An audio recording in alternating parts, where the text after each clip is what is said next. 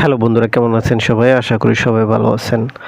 গল্পগুলো ভালো লাগলে অবশ্যই লাইক করবেন, কমেন্ট করে জানিয়ে দিবেন। চ্যানেলে যদি নতুন হয়ে থাকেন অবশ্যই সাবস্ক্রাইব করে পাশে থাকা বেল আইকনটি প্রেস করে রাখুন, যাতে নতুন নতুন ভিডিও আপলোড করার সাথে সাথে আপনার নোটিফিকেশনে চলে যায়। অলরেডি যারা সাবস্ক্রাইব করে গেছেন তাদেরকে অসংখ্য ধন্যবাদ। গল্প মনের আঙ্গিনায়, লেখিকা জেরিন আক্তার নিপা, পর্ব সংখ্যা 1। 2 বছর আগে যে লোকের সাথে আপু এঙ্গেজমেন্ট ভেঙে দিয়েছিল, সেই লোককে নিজের ক্লাস টিচার হিসেবে দেখে হালকা করে নীলাদ্রির পায়ের তলা থেকে জমিন সরে গেল। বেচারি এতটাই অবাক হয়েছে যে পুরো ক্লাসের সবাই বসে পড়লেও সে দাঁড়িয়ে আছে। নীলাদ্রি এখনও এই ধাক্কায় কাটিয়ে উঠতে পারছে না। নতুন এই সার, তার হতে না পারা দুলাভাই। পরিবারের পছন্দে আপু এঙ্গেজমেন্ট করে 4 মাস চালালেও শেষ সময়ে বিয়ের ডেট ঠিক হয়ে যাওয়ার পর বয়ফ্রেন্ডের সাথে পালিয়ে কোর্ট ম্যারেজ করে নিয়েছে। আহা, তার ভাগ্য কি এতটাই খারাপ? পৃথিবীতে এত এত কলেজ ভার্সিটিতে থাকতে সে যে কলেজে পড়ে, এই লোকের সেই কলেজেই জয়েনিং দিতে হলো। পুরনো অপমান ভুলে না গিয়ে এখন যদি বোনের শত্রুতা তার সাথে শুরু করে দেয়, এই লোক যে ইচ্ছে করে তার পরীক্ষার খাতার নম্বর কাটবে না, এই গ্যারান্টি কে দেবে? ক্লাসে ঢুকে সবার আগে নীলাদ্রির উপর চোখ পড়ে উচ্ছ্বাসের। প্রথমে চোখের ভুল ভাবলেও পরবর্তীতে তাকিয়ে মনে পড়তে বাকি রইল না, আরে এই মেয়েটাকে তো সে চেনে। মেয়েটার সাথে পূর্ব পরিচয় থাকলেও উচ্ছ্বাস সেসব কিছু ভুলে গিয়ে শুধুমাত্র ক্লাস টিচারের ভূমিকা পালন করে শান্ত চোখে নীলাদ্রির দিকে তাকিয়ে সহজ গলায় জিজ্ঞেস করলো, তোমার কি কিছু বলার আছে? নীলাদ্রি এখনো বুঝতে পারছে না পুরো ক্লাস যে তার দিকেই তাকিয়ে আছে। সে বোকার মতো হাঁ করে দাঁড়িয়ে অল্প বয়সী নতুন প্রফেসরকে দেখে যাচ্ছে। ব্যাপারটা সবাই অন্যভাবে দেখছে।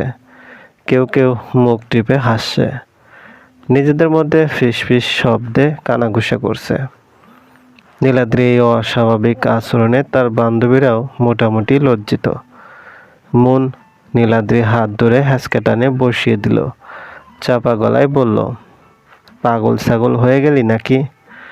সারের উপর ক্রাশ খাওয়া ইজ নর্মাল, বর্তমানে ট্রেন্ড চলছে, কিন্তু তাই বলে চক্ষু লজ্জাও ত্যাগ দিবি? এবার নীলাদ্রির হুঁশ ফিরল। অবিশ্বাস্য চোখে একবার বান্ধবীকে দেখে আরেকবার নতুন সারের দিকে তাকিয়ে ঢোক গেল।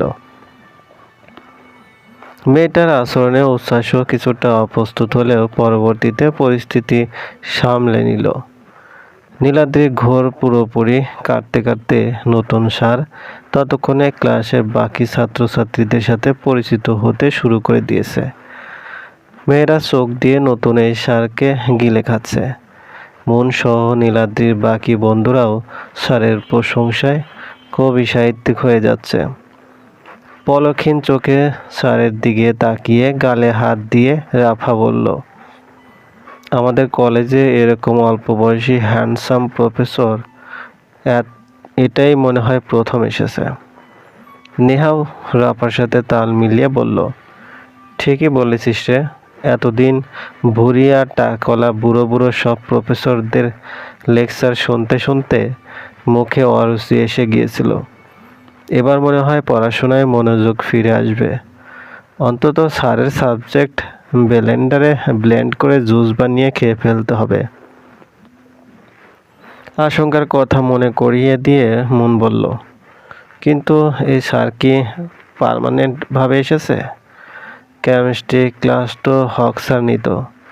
স্যার অসুস্থ বলে স্যারের জায়গায় নতুন ছোকরাকে কিছুদিনের জন্য ক্লাস নিতে আনেননি তো? হক স্যার সুস্থ হয়ে ফিরে এলে ইনি আবার চলে যাবেন।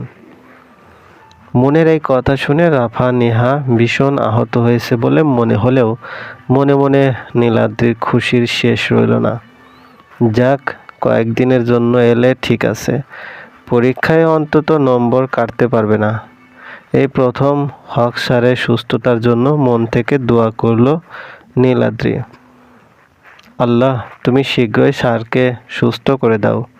স্যার সুস্থ হয়ে ফিরে এলে আমি 20 রাকাত নফল নামাজ পড়ব। এই পাশের ওই পাশের সবার সাথে পরিচয় হওয়া শেষ। এবার নীলাদ্রিদের পাশ থেকে প্রথম বেঞ্চে বসা মেয়েগুলো এক এক করে নিজেদের নাম বলছে। তৃতীয় বেঞ্চে কেন বসেছে এই দুঃখে নীলাদ্রির নিজেকে গালি দিতে ইচ্ছে করছে। আজকে পিছনে বসলেই ভালো হতো। দ্বিতীয় বেঞ্চের পর এবার তাদের পালা এলো। মুন, রাফা, নিহা সুন্দর মতোই দাঁড়িয়ে পরিচয় দিয়েছে। নীলাদ্রির পালা এলে সে উঠে দাঁড়িয়েছে তো ঠিক, কিন্তু মুখ দিয়ে কোনো কথাই বের করতে পারছে না। নিজের নাম বলতেও এত দেরি লাগছে দেখে ক্লাসের একটি মেয়ে বলে উঠল, স্যারকে দেখে মনে হয় নীলাদ্রি নিজের নামই ভুলে গেছে। পুরো ক্লাস জুড়ে হাসির গুঞ্জন উঠল। নীলাদ্রির গাদামি দেখে ওর বন্ধুরা মুখ লুকাচ্ছে। উচ্ছ্বাস সবাইকে চুপ করিয়ে দিয়ে বলল, ঠিক আছে, বসো তুমি। উচ্ছ্বাসের গম্ভীর কণ্ঠ কানে যেতে নীলাদ্রির সাথে সাথে বসে পড়ল। সবার পরিচয় জেনে স্যার এবার নিজের পরিচয় দিচ্ছেন। জানা গেল উনি এখানে গেস্ট টিচার হিসেবে এসেছেন। এই কথা শুনে পুরো ক্লাসের মেয়েরা একসাথে হতাশার দম ফেলল। নীলাদ্রির কলিজায় পানি এলো। গেস্ট টিচার তার মানে খুব বেশি দিন থাকবে না। মায়া গদগদ ভঙ্গিতে বলল, স্যার আপনি কিন্তু এখনো আপনার নামই বলেননি। আমার নাম উচ্ছ্বাস ইউসুফ খান। নেহা নীলাদ্রির গা ধাক্কা দিয়ে ঘোর লাগা কণ্ঠে বলল, শুনেছিস, স্যারের নামটাও স্যারের মতোই কিউট। রাফা শুধু কিউট শব্দটাতে সন্তুষ্ট হতে না পেরে বলল, শুধু কি কিউট, হট বল হট। নীলাদ্রি মুখ বাঁকালো। তার স্পষ্ট মনে আছে আপুকে যেদিন প্রথম দেখতে গিয়েছিল এই নাম শুনে নীলাদ্রি বলেছিল, এটা তো অনেক কঠিন নাম, তার উপর আবার উচ্ছ্বাস ইউসুফ খান, মনে হচ্ছে এক নামের মধ্যে 3 জন ব্যক্তি। তার কথা শুনে বাবা হেসে বলেছিল, তোর নামটাও তো তাহলে কঠিন।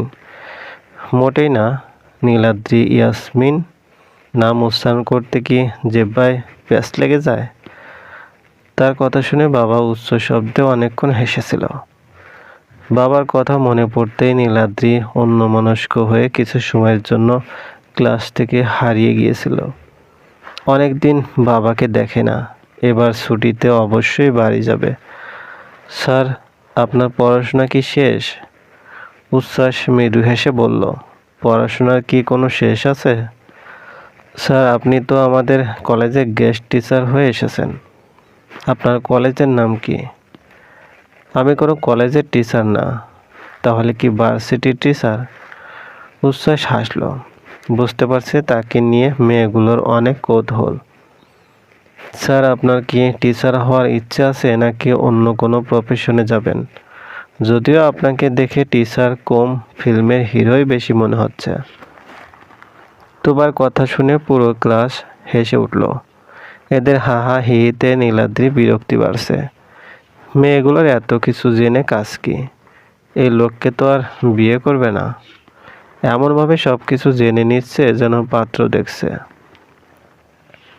পড়ার নামে ক্লাসে আজ গল্পই হলো। কলেজে কেন অল্প বয়সী শিক্ষক না থাকাই ভালো, এটার কারণ আজকে বুঝতে পেরেছে নীলাদ্রি। স্যারের বয়স কম হলে সারা বছর শুধু গল্পই হবে, পড়াশোনা আর হবে না। ক্লাস থেকে বেরিয়েও 3 বান্ধবী নতুন স্যারের কথাই বলছে। 3 জনের বকবকের মাঝে নীলাদ্রি নীরব ভূমিকা পালন করছে। স্যারের মতো স্যারের কথাগুলো কত সুন্দর না? আমার তো শুধু শুনতে ইচ্ছে করছিল। শুধু কি কথা, ড্রেসিং সেন্স দেখেছিস? উনি ভালো করে জানেন কোন রং ওনার উপর মানাবে। কথাবার্তা, চালচলন, চেহারা সুরত, কোয়ালিফিকেশন সব দিক দিয়ে একটা মানুষ এতটা পারফেক্ট কিভাবে হয় বলতো? তার উপর আবার অবিবাহিত। আমি তো স্যারের উপর ফিদা হয়ে গেছি। নিজেদের মধ্যের কথা এখনো শেষ হচ্ছে না। এর মাঝে মন ধুম করে নীলাদ্রির পিঠে এক কিল বসিয়ে জিজ্ঞেস করলো, সব কথায় একদিকে, ক্লাসে স্যারকে দেখে তুই ওরকম ভ্যাবলামি কেন করছিলি? জানি নতুন স্যার প্রয়োজনের থেকে একটু বেশি হট, তাই বলে তুই স্যার ছাত্রী সম্পর্ক ভুলে যাবি? তোর জন্য আমাদের লজ্জা পেতে হয়েছে। কিলটা জোরে পড়েছে। নীলাদ্রি পিঠ বাঁকিয়ে নাক ফুলিয়ে রাগী মুখে বলল, আমি ভ্যাবলামি করছিলাম? পৃথিবীতে আর মানুষ পেলি না? রাফা টেনে টেনে বলল, ভ্যাবলামি করেছিলে না কি করেছিলে তা তো ক্লাসেই দেখেছি। তোর তো মুখই বন্ধ হচ্ছিল না, এখন আবার ভাব নিতে এসেছিস। মুখ বন্ধ হচ্ছিল না কারণ তোদের ওই হট হ্যান্ডসাম মিস্টার পারফেক্ট স্যারকেই 2 বছর আগে আমার বোন চরম ছ্যাঁকা দিয়েছে। আপুর সাথে এঙ্গেজমেন্টও হয়ে গিয়েছিল, কিন্তু আপু ওনাকে বিয়ে না করে দুলাভাইকে বিয়ে করেছে। নতুন স্যার নীলাদ্রির বোনের এক্স ফিয়ন্সি শুনে তিনজনেরই সোয়াল ঝুলে পড়ল। অবিশ্বাস্য চোখে তাকিয়ে নীলাদ্রির কথা বিশ্বাস করার চেষ্টা করছে। নীলাদ্রি বলে যাচ্ছে, ক্লাস ফাস কিচ্ছু না, ওই লোককে ক্লাস টিচার হিসেবে দেখে আমি ভয় পেয়ে গিয়েছিলাম। আপুর প্রতিশোধ যদি আমার উপর দিয়ে তুলে। মন, রাফা, নেহা কেউ বিশ্বাস করতে চাইল না নীলাদ্রির বোন এত হ্যান্ডসাম ড্যাশিং একটা ছেলেকে রিজেক্ট করেছে। কিন্তু নীলাদ্রি তো মিথ্যাও বলে না। অবিশ্বাস্য গলায় মন বলল, তোর বোন সত্যি সত্যি এই কাজ করেছে? ব্যথিত গলায় রাফা বলল, তোর বোন এই কাজ কিভাবে করতে পারলো নীলাদ্রি? তোর দুলাভাই কি উচ্ছ্বাস স্যারের থেকেও বেশি সুন্দর? বিস্ময় কাটিয়ে নেহা কিছু বলতেই পারল না। ওদের সাথে কথা বলতে বলতে নীলাদ্রি দেখতে পেল ওই লোক অফিস রুম থেকে বেরিয়ে গেটের দিকে যাচ্ছে। নীলাদ্রির 2 হাত মেলে দিয়ে তিনজনের পথ আটকে দাঁড়ালো। রাফা বলল, কি হয়েছে? একটু পরে যাই। কেন? নীলাদ্রির সাথে সাথে ওরাও গেটের দিকে তাকালো। ও, এই ব্যাপার। উচ্ছ্বাস স্যারকে দেখে নীলাদ্রি দাঁড়িয়ে পড়েছে। মন বলল, তুই কি উচ্ছ্বাস স্যারকে ভয় পাস? নীলাদ্রি মুখ বাঁকিয়ে বলল, ভয় কেন পাবো? তাহলে আগে উনি চলে যাওয়ার জন্য দাঁড়িয়ে পড়লি কেন? ওনার সামনে দিয়ে যেতে কি ভয়? ভয় না। নীলাদ্রি ঠিক বুঝতে পারছে না তাকে নিয়ে ওই লোকের মনোভাব কি। 2 বছর কম সময় না হলেও খুব বেশি সময়ও না। ওই লোক 2 বছরের আগের কথা কি এখনো মনে রেখেছে, নাকি অনেক আগেই সব কিছু ভুলে গিয়ে তাকে আজ চিনতেই পারেনি? আপুর সাথে বিয়ে ঠিক হলেও হবু দুলাভাইয়ের সাথে তার বেশি কথা হয়নি। 1-2 বার মনে হয় সামনা হয়েছিল। তখন লোকটা কেমন আছো এতটুকুই জিজ্ঞেস করেছে। নীলাদ্রি মাথা নুয়ে মৃদু স্বরে ভালো জবাব দিয়েছে। এর বেশি কথা কোনোদিনও হয়নি। নীলাদ্রি ভীষণ রকম ইন্ট্রোভার্ট একজন মানুষ। অচেনা কোনো মানুষের সামনেই যেতে পারে না। কথা বলা তো অনেক পরের ব্যাপার। কখনো সে নিজে থেকে কারোর সাথে কথা বলতে পারে না। মানুষের সাথে মিশতে পারা তার যোগ্যতার বাইরে। এখানে এসে ভাগ্য করে মন রাফা নেহাকে পেয়েছিল। কিভাবে যেন ওরাই নীলাদ্রির সাথে প্রথম কথা বলেছে। বন্ধুত্বের হাতটাও ওরাই আগে বাড়িয়েছে। উচ্ছ্বাসকে গাড়ি করে চলে যেতে দেখলো। নীলাদ্রি ছোট্ট একটা দম ফেলল। সামনের দিনগুলোতে কি হবে এটাই ভাবছে। ওই লোকের ক্লাস কিভাবে করবে সে? বিয়ে করবে না জেনেও আপুটা যে কেন এঙ্গেজমেন্ট করেছিল? তোর বয়ফ্রেন্ড আছে, তুই কেন অ্যারেঞ্জ ম্যারেজে রাজি হবি? প্রথমে রাজি হয়ে পরে এমন পোল্টি না খেলেই এসব কিছু হতো না। চলবে। গল্প মনের আঙ্গিনায়, লেখা জেরিন আক্তার নিপা, পর্ব সংখ্যা 2। বাসায় এসে কাঁধ থেকে ব্যাগ ফেলে সোফা গায়ে এলিয়ে দিয়েই বোনকে ডাকতে লাগলো, আপু, এ আপু। নীলাদ্রির কাছে ডুপ্লিকেট চাবি থাকে বলে কখনোই কলিং বেল চাপতে হয় না। মাঝে মাঝে দেখা যায় আপু ঘুমিয়ে থাকে, তখন দরজা খুলতে উঠতে হয়। আপু বাজারে যায়, তখন তাকে বাইরে অপেক্ষা করতে হয়। তাই দুলাভাই বুদ্ধি করে তাকেও একটা চাবির মালিক করেছে। নীলাদ্রির ডাক শুনে নীলা ওয়াশরুম থেকে বেরিয়ে আসে। কখন এসেছিস? কি করছিলে তুমি? আরে মেজাজ খারাপ হয়ে আছে। সাতার এক ওয়াশিং মেশিন কিনে দিয়ে গেছে তোর দুলাভাই। যেমন কাপড় ঢুকায় তেমন কাপড়ই বের হয়। ময়লার জায়গায় থাকে, কাপড় আর পরিষ্কার হয় না। দুলাভাইও তার ওয়াশিং মেশিনের বদনাম পরে করবে। আগে তুমি এদিকে আসো, পারলে ফ্রিজ থেকে একটু ঠান্ডা পানি নিয়ে এসে বসো। নীলা পানি নিয়ে এসে নীলাদ্রির পাশে বসলো। অনুসন্ধানী চোখে নীলাদ্রির মুখের দিকে তাকিয়ে জানতে চাইল, কি হয়েছে রে? কি যে হয়েছে শুনলে তোমার আক্কেল গুরুম হয়ে যাবে। কলেজে নতুন এক প্রফেসর এসেছে। হক স্যার কয়দিন আগে অসুস্থ হলো না? স্যারের অবর্তমানে ক্লাস নেবে। জানো কে এই লোক? তোমার সাথে যার এঙ্গেজমেন্ট হয়েছিল। ক্লাসে ওনাকে দেখে আমার নিজের চোখকে বিশ্বাস হচ্ছিল না।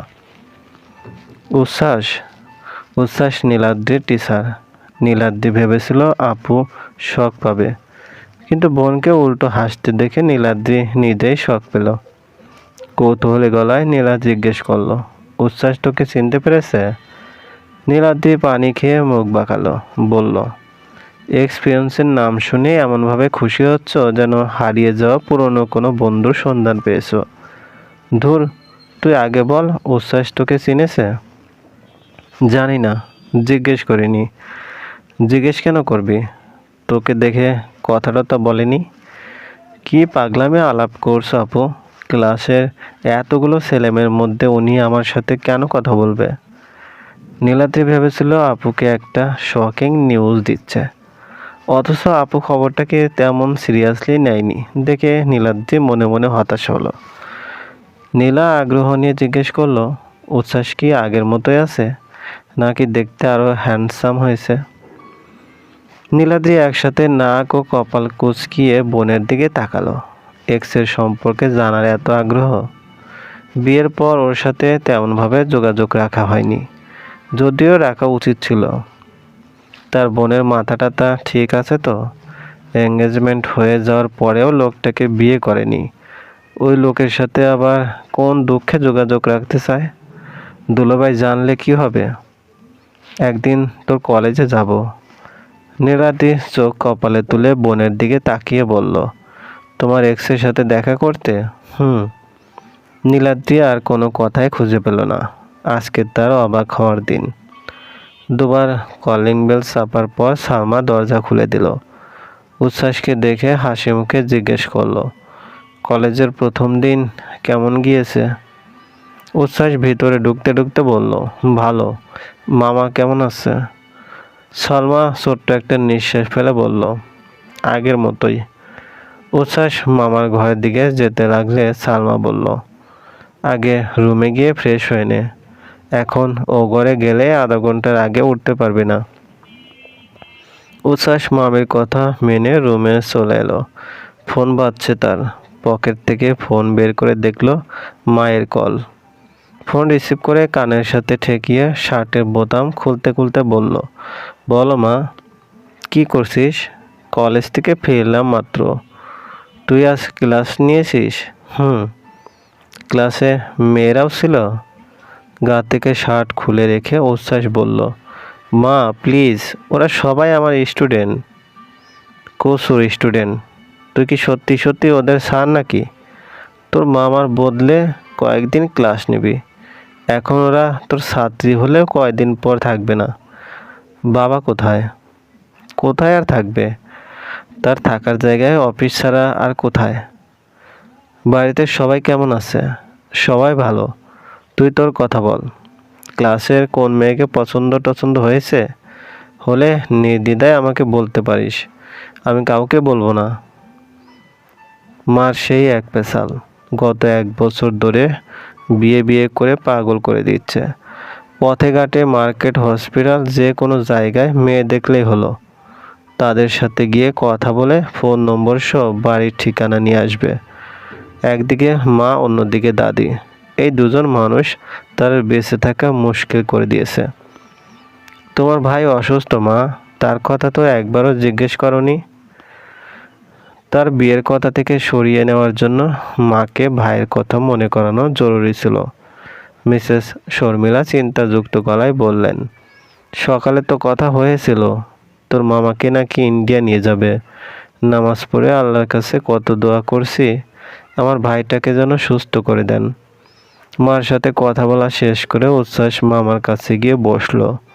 তাকে দেখে দুর্বল হেসে মামা জিজ্ঞেস করলো, ক্লাস কেমন নিয়েছিস? আমার ছাত্রছাত্রীগুলো যন্ত্রণা করেনি তো? কেউ কিছু করেনি। এখন তোমার শরীর কেমন? আর শরীর, এ যাত্রায় উঠতে পারবো বলে মনে হয় না। শুধু উঠবে না, কয়দিন পরেই দৌড়াবে, এটা আমার বিশ্বাস। নতুন ওই হ্যান্ডো স্যারের ক্লাসের জন্য মেয়েরা আজকে সবচেয়ে বেশি আগ্রহী হয়েছিল। স্যার ক্লাসে ঢুকতেই সকলে একসাথে দাঁড়িয়ে সালাম দিল। নীলাদ্রি যতটা পারল এই লোকের চোখে পড়া থেকে বাঁচার চেষ্টা করে বান্ধবীদের আড়ালে নিজেকে লুকিয়ে রাখলো। সবাই ভেবেছিল গতকালকের মতো আজও গল্প হবে, স্যারের সাথে দুষ্টু মিষ্টি রসিকতা করবে, কিন্তু আজ তেমন কিছু হলো না। গতকালের তুলনায় আজ যেন এক ভিন্ন লোক। দ্বিতীয় দিনেই এত কড়াকড়ি দেখালো যে অতি উৎসাহী মেয়েগুলো একেবারে চুপসে গেল। রাফা বিড়বিড় করে বলল, বেটা আজ নিশ্চিত গার্লফ্রেন্ডের সাথে ঝগড়া করে এসেছে। নেহা আপত্তি করে বলল, গার্লফ্রেন্ড আছে নাকি তুই জানিস? মনের উত্তর এলো, থাকলেও থাকতে পারে, এত হ্যান্ডসাম একটা ছেলের সিঙ্গেল থাকার কোনো কারণ দেখি না। এদের বকবক শুনে বিরক্ত হয়ে নীলাদ্রি চাপা গলায় ধমক দিয়ে বলল, চুপ করবি তোরা? তাদের অপরাধ এতটুকুই ছিল। সাথে সাথে গমগমে গলায় স্যার বলে উঠল, হে ওখানে, হ্যাঁ তোমরা চারজন স্ট্যান্ড আপ। কি কথা বলছিলে? পুরো ক্লাসে তাদের দিকে তাকিয়েছে। স্যারের হুকুম মেনে চারজন উঠে দাঁড়ালো। নীলাদ্রি মনে মনে বলল, প্রতিশোধ নেওয়া শুরু করে দিয়েছে। গতকালও এই মেয়ে ক্লাসে ডিস্টার্ব করতে চেয়েছিল, আজকেও কথা বলছে। উচ্ছ্বাস কঠিন হতে চায়নি, কিন্তু ওরা হয়তো তাকে একটু বেশি সহজভাবে নিয়েছে। তীক্ষ্ণ চোখে মেয়ে চারজনের দিকে তাকিয়ে কঠোরভাবে বলল, ক্লাস চলাকালীন কি কথা বলার সময়? ক্লাসে মনোযোগ না থাকলে বাইরে গিয়ে কথা বলতে পারো। এই বেড়ার উপর গতকাল ক্রাশ খেয়েছিল, আজকেই এমন রূঢ় ব্যবহার করে মন ভেঙে দিতে পারলো? রাফা নেহা ভীষণ আহত হলো। মন বলল, সরি স্যার, আর হবে না। মনে মনে বলল, 2 দিনের জন্য এসে ভাব দেখাচ্ছিস বেটা? উচ্ছ্বাস ওদের দিকে না তাকিয়েই বসতে বলে পড়াতে লাগলো। এখন কিছু বললে আবার দাঁড় করাবে এই ভয়ে কেউ কিছু বলল না। কিন্তু ক্লাস শেষ হতেই অসভ্য এই স্যারের বদনামে ভান্ডার খুলে বসলো। রাফা বলল, কত বড় শয়তান দেখেছিস? গার্লফ্রেন্ডের রাগ আমাদের উপর দেখায়। বাদাম চিবোতে চিবোতে নেহা বলল, তোর বোন এই বদকে বিয়ে না করে একদম ঠিক কাজ করেছে। নীলাদ্রি ভাবছে আজকে শুধু দাঁড় করিয়েছে, আগামীতে আরও কি কি করবে কে জানে। সে হক স্যারের কথা ভাবছে। হক স্যারের কি খবরে? স্যার কি সুস্থ হয়েছেন? একটা খোঁজ নেওয়া উচিত। মাঠের একপাশে ছায়াযুক্ত জায়গা দেখে চারজন বসে পড়ল। মন বলল, এখন তো মনে হচ্ছে হক স্যারই ভালো ছিল। রাফা দীর্ঘশ্বাস ফেলে বলল, 1000 গুণ ভালো ছিল, ক্লাসে অন্তত কখনো দাঁড় করায়নি। নীলাদ্রি বাসায় ফিরলে নীলা বোনের ক্লান্তিমাখা চিন্তিত মুখ দেখে জিজ্ঞেস করলো, কি হয়েছে তোর? কি হয়নি এটা জিজ্ঞেস করো, দোষ তো সব তোমারই। আমি আবার কি করলাম? বিয়ে করবে না তাহলে এঙ্গেজমেন্ট কেন করেছিলে? তোমার শত্রুতার লোকটা এখন আমার সাথে দেখাচ্ছে। নীলার বুঝতে একটু সময় লাগলো। নীলাদ্রি উচ্ছ্বাসে কথা বলছে বুঝতে পেরে হাসতে হাসতে জিজ্ঞেস করলো, উচ্ছ্বাস আবার তোর সাথে কি করেছে? নাম নিবে না ওই লোকের? ক্লাসে সবার সামনে দাঁড় করিয়ে অপমান করেছে, বিনা কারণে নিশ্চয়ই দাঁড় করায়নি। একটু কথা বলা এটা নিশ্চয় অনেক বড় কোনো অপরাধ না। বোনের ছেলে মানুষই অভিযোগ শুনে নীলা হাসছে। উচ্ছ্বাস কেন ওর সাথে শত্রুতা করবে? ও ওরকম ছেলেই না। পরের দিন কলেজ বন্ধ থাকায় স্যার বান্ধবী প্ল্যান করলো হক স্যারকে কাল দেখতে যাবে। স্যারের বাসা নীলাদ্রির বোনের বাসা থেকে খুব বেশি দূরে না, পায়ে হেঁটে গেলে 10 মিনিটের পথ। গ্রুপ কলে নীলাদ্রি বলল, তাহলে কাল সকালে তোরা আমাদের বাসায় চলে আসিস, এখান থেকে একসাথে যাব। রাতে নীলাদ্রি পড়তে বসলে নীলা এসে ওর রুমে বসে থাকে। নীলাদ্রি বোনকে কত চলে যেতে বলে, তারপরেও আপু যায় না। আপু, তুমি এখন যাও না, আমি পড়ছি দেখছো না। পড় তুই, আমি কি তোকে কিছু বলছি? আমি তো চুপ করে বসে আছি। চুপ করে বসে থাকলেও আমার ডিস্টার্ব হয়। তুমি গিয়ে দুলাভাইয়ের সাথে কথা বলো। একটু আগেই কথা হয়েছে, এখন ডিউটিতে আসছে। বোনের জন্য তাকে বাড়ি ছেড়ে এসে এত দূর থাকতে হচ্ছে। তার দুলাভাই আর্মিতে আছে। 8 মাস আগে আপুকে এখানে নিজের কাছে নিয়ে আসে। আপুকে নিয়ে আসার ঠিক 3 মাস পরেই আবার দুলাভাইয়ের অন্য জায়গায় পোস্টিং হয়। এবার যেখানে ডিউটি পড়েছে সেখানে আপুকে নিয়ে যাওয়া সম্ভব না। আপু তার শ্বশুর বাড়িতেও ফিরে যেতে চায় না, কারণ আপুর শাশুড়ি এখনো আপুকে মেনে নেয়নি। ছেলের সামনে মহিলা ভালো সাজার অভিনয় করলেও আপুকে অনেক জ্বালায়। আপু যেহেতু শ্বশুরবাড়ি যাবে না, দুলাভাইও এখানে থাকবে না, তাই সহজ সমাধান বের করে বাবাকে বলে তাকে এখানে নিয়ে আসে। যদিও বাবা প্রথমে রাজি হচ্ছিল না, কিন্তু বড় মেয়ের ইমোশনাল ব্ল্যাকমেইল এর শিকার হয়ে রাজি হতে হয়েছে। তারও তো এখন এসএসসি পরীক্ষার রেজাল্ট দিয়েছে, তখনও কলেজে ভর্তি হয়নি। আপু তাকে এনে এখানের কলেজে ভর্তি করিয়ে দিয়েছে। এই মেয়ে, এই, হ্যাঁ তুমি, দাঁড়াও। নীলাদ্রি ভয়ে ভয়ে দাঁড়ালো। এই লোককে দেখতে জিরাফের মতো লাগছে কেন? জিরাফের মতো লম্বা গলা। নীলাদ্রি উপরের দিকে তাকিয়েও মুখ দেখতে পারছে না। মুখ দেখা না গেলেও কণ্ঠ শোনা গেল। ধমক দিয়ে তাকে বলছে, ক্লাসে কথা কেন বলছিলে? ক্লাস কি কথা বলার জায়গা? কান ধরো, কান ধরে বেঞ্চের উপর উঠে দাঁড়াও। নীলাদ্রি ধরফড়িয়ে ঘুম থেকে উঠে বসলো। পাগলের মতো চারপাশে দেখতে লাগলো, কোথায় আছে সে? আর ওই জিরাফ চেহারার স্যার কোথায় গেছে? বোনের পা নিজের উপর দেখে নীলাদ্রি বুঝতে পারলো সে এতক্ষণ ঘুমিয়ে ঘুমিয়ে স্বপ্ন দেখেছে। এই স্বপ্ন দেখে ঘেমে নিয়ে গেছে। নীলাদ্রি বড় একটা ঢোক গেল। কীরকম স্বপ্ন এটা? এখন বাজে কয়টা? বোর হয়ে যায়নি তো? বোরের স্বপ্ন তো আবার সত্যি হয়। নীলাদ্রি কাঁদো কাঁদো মুখে বলল, আল্লাহ, আমার বোনের শাস্তি তুমি আমাকে কেন দিচ্ছ? আমি কি দোষ করেছি? ওই লোক আমার পিছনে কেন পড়েছে? চলবে। গল্প মনের আঙ্গিনায়, লেখা জেরিন আক্তার নিপা, পর্ব সংখ্যা 3। কথা মতো পরদিন রাফা, নিহা, মন নীলাদ্রিকে নিতে চলে এসেছে। নীলা ওদের বসিয়ে চা নাস্তা দিতে চাইলে সকলে হাত জোর করে না করতে লাগলো। রাফা বলল, আপু, আমরা এখন কিচ্ছু খাবো না, খেয়েই বেরিয়েছি। চা তো খাবে? নেহা বলল, চাও না আপু, গলা অবধি ফুল। নীলা মনের দিকে তাকালে মন বলল, আমি ডায়েটে আছি আপু, আমাকে কিছু খেতে সাধবেন না, কারণ আমি না করতে পারবো না। নীলা হেসে বলল, আচ্ছা ঠিক আছে, কিছুই সাধবো না তোমাদের। হঠাৎ ওই কথাটা মনে পড়তেই রাফা বলে উঠল, আপু, সত্যি কি আপনি উচ্ছ্বাস স্যারকে রিজেক্ট করেছিলেন? নীলাদ্রি তাহলে ওদের জানিয়ে দিয়েছে। নীলা আগের মতো হেসে বলল, নীলাদ্রি বলেছে বুঝি? যেই বলুক, সত্যি কি এঙ্গেজমেন্ট হয়ে যাওয়ার পর বিয়ে ভেঙে দিয়েছিলেন? নীলাদ্রি এতক্ষণে তৈরি হয়ে চলে এসেছে। আমি রেডি, ওঠ এবার।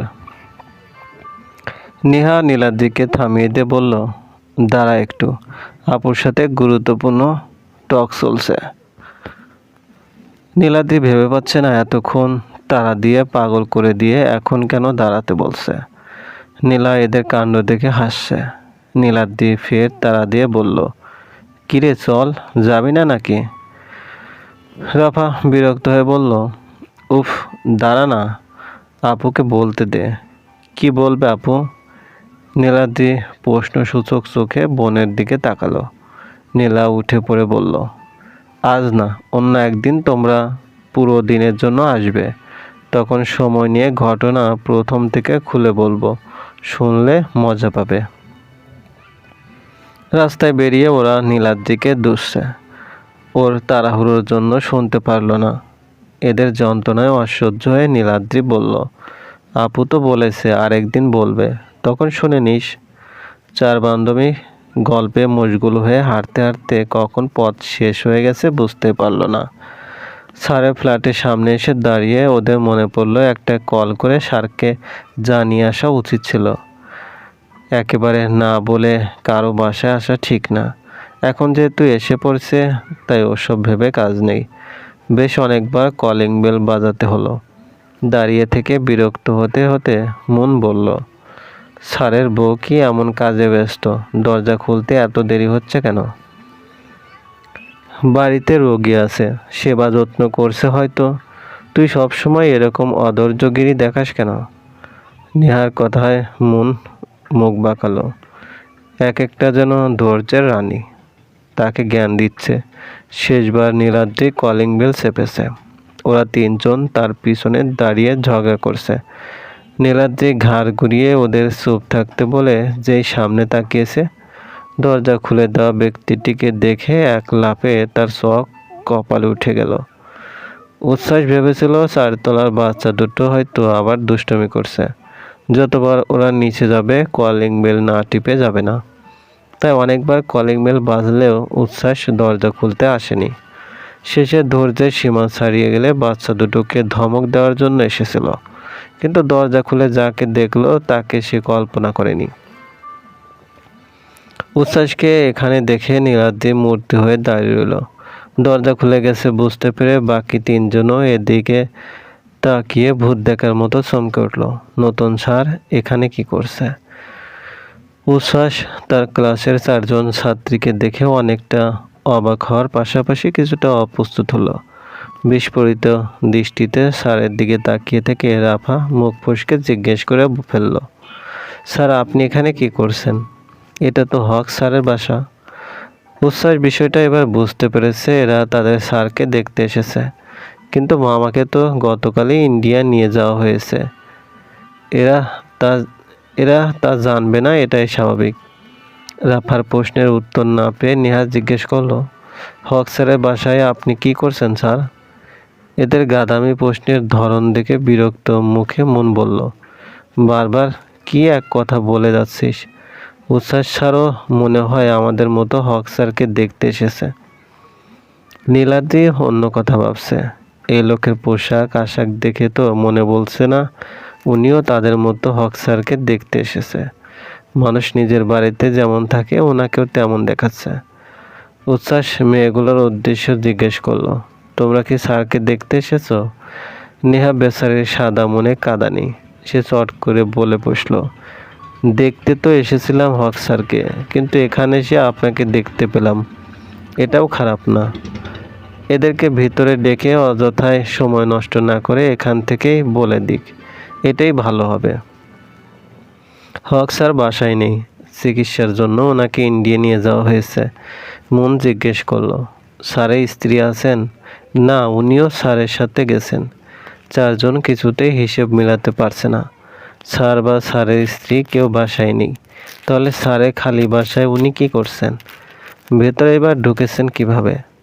মেয়েগুলোর চোখ মুখ দেখে উচ্ছ্বাস বুঝতে পারছে এরা ভিতরে ভিতরে কৌতূহলে ফেটে পড়ছে। এই মুহূর্তে এদের মনে অনেক প্রশ্ন আসছে, কিন্তু সেসব প্রশ্নের জবাব দেওয়ার উচ্ছ্বাসের কোনো আগ্রহ দেখা গেল না। সে কিছু বলে এদের বিদায় করবে এর আগেই ভিতর থেকে মনিকা ডেকে জিজ্ঞেস করলো, কে এসেছে রে উষু? দরজা খুলতে কতক্ষণ লাগে? বলতে বলতে উচ্ছ্বাস কি করছে দেখতে মনিকাও বেরিয়ে এসেছে। মেয়েটাকে দেখা মাত্র চার বান্ধবীর সোয়াল একসাথে ঝুলে পড়ল। চারজনের চোখে কোটর ছেড়ে বেরিয়ে আসতে চাইল। উচ্ছ্বাস এর জন্য এদের ভেতরে ডাকছিল না। আজ সকালেই মনিকা এসেছে। উচ্ছ্বাস কোনোভাবে একে বিদায় করতে পারেনি, তাকে একটা মেয়ের সাথে একা বাসায় দেখে স্বাভাবিকভাবেই এই মেয়েগুলো নানান কথা ভেবে নিবে। শেষমেশ তার ভয়টাই সত্যি হলো। নীলাদ্রি, মুন, রাফা, নেহা নিজেরা মুখ চাওয়াচাই করলো। চারজনের চোখের দৃষ্টি এক কথাই বলছে, হক স্যারের ফাঁকা বাসায় উচ্ছ্বাস স্যার একটা মেয়ের সাথে। ও মাই গড! ওদেরকে দেখে মনিকা বোকা হয়ে গেছে। এই মেয়েগুলোকে উচ্ছ্বাসের কাছে এদের কি কাজ? ওরা কারা? উচ্ছ্বাস মনিকার উপর প্রচণ্ড রাগ হলেও উচ্ছ্বাস সেই রাগ প্রকাশ করতে পারল না। মনিকা আরও আগে চলে গেলে ওরা তার সাথে মনিকাকে দেখতো না। মেয়েগুলোর চোখই বলে দিচ্ছে ওরা উচ্ছ্বাসকে সন্দেহ করছে। ওরা আমার স্টুডেন্ট। ওদেরকে ভিতরে ডাকার উচ্ছ্বাসে কোনো ইচ্ছাই ছিল না, কিন্তু এখন এদের ভিতরে না ডাকলে পরিস্থিতি সবচেয়ে খারাপ দেখাবে। এরা যা সন্দেহ করছে সেটাই সত্যি মনে করে নিবে। তাই ওদের উদ্দেশ্য করে উচ্ছ্বাস বলল, ভেতরে আসো তোমরা। এই সময় এসে এমনিতেই লোকটাকে অপ্রীতিকর অবস্থায় ফেলে দিয়েছে, এখন আবার ভিতরে গেলে ঘটনা আরও বাজে দেখাবে। নীলাদ্রি মুনের হাত চেপে ধরে নিচু গলায় বলল, চল ফিরে যাই মুন। মেয়েটা কে? স্যার এখানে কি করছে? প্রশ্নগুলোর উত্তর জানার জন্য মনেরও কম কৌতূহল কাজ করছে না। তারপরও নীলাদ্রি কথা মেনে নিল। সত্যিই তারা ভুল সময়ে চলে এসেছে। মানুষ তার ব্যক্তিগত জীবনে যা খুশি করতে পারে, তাদের মাথা ঘামানোর তো কোনো অধিকার নেই। নীলাদ্রি আর মনকে ফিস ফিস করতে দেখে উচ্ছ্বাস আবার বলল, ভিতরে এসে বসো তোমরা। নীলাদ্রি মনকে আটকাতে পারলেও স্যারের কথা শুনে বাকি দুজন অলরেডি ভিতরে ঢুকে গেছে, তাই বাধ্য হয়ে তাদেরও যেতে হলো। ওরা ভিতরে চলে গেলে দরজা লাগিয়ে দেওয়ার সময় উচ্ছ্বাস ফোঁস করে দম ফেলল। আল্লাহ জানে কাল কলেজে গিয়ে এরা তাকে নিয়ে কোন কাহিনী রটাবে। এদের থেকে যে পুরো কলেজ বিষয়টা জানতে পারবে এতে কোনো সন্দেহ নেই। আন্টির কাছে মনিকা শুনেছিল উচ্ছ্বাস নাকি কলেজে জয়েনিং দিয়েছে। এ ব্যাপারে শিওর হওয়ার জন্যই সে এখানে এসেছে। উচ্ছ্বাস তো কখনো বলেওনি টিচার হবে। তাকে তো বলতো দেশেই থাকবে না। এখানে এসে অবশ্য মনিকা জানতে পেরেছে উচ্ছ্বাস তার মামার ক্লাসটা কয়েকদিন নেবে। গেস্ট টিচার হিসেবে গিয়েছে সে। খুব বেশি দিন থাকবে না। ওরা নিশ্চয়ই তার মামারই স্টুডেন্ট। মনিকা হেসে মেয়েগুলোর উদ্দেশ্যে বলল, আরে তোমরা লজ্জা পাচ্ছ নাকি? লজ্জা পাওয়ার কিছু নেই। এসো ভেতরে এসে বসো। মনিকা ওদের ড্রয়িং রুমে এনে বসালো। এই মেয়েটা কি স্যারের গার্লফ্রেন্ড? গার্লফ্রেন্ডই হবে, নাহলে স্যারের সাথে একা এখানে কি করছে? স্যারের গার্লফ্রেন্ড কত সুন্দর। নেহা রাফার মন ভেঙে খান খান হয়ে গেল। অস্বস্তিকর এই পরিবেশ কাটাতে উচ্ছ্বাস বলল, ও মনিকা আমার ফ্রেন্ড। মনিকা আমাকে মনিকাও মামাকে দেখতে এসেছিল। মেয়েগুলোর সামনে উচ্ছ্বাস মিথ্যা বলছে। সে উচ্ছ্বাসের মামাকে দেখতে এসেছে এটা সত্য না। তারপরও মনিকা কিছু বলল না। কিন্তু ওরা চারজন বুঝতে পারল না ইনি মামা কাকে বলছেন।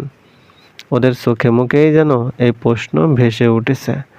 উচ্ছ্বাস বলল, তোমাদের হক স্যার আমার মামা হন। ওনার কথাতেই আমি তোমাদের ক্লাস নিচ্ছি।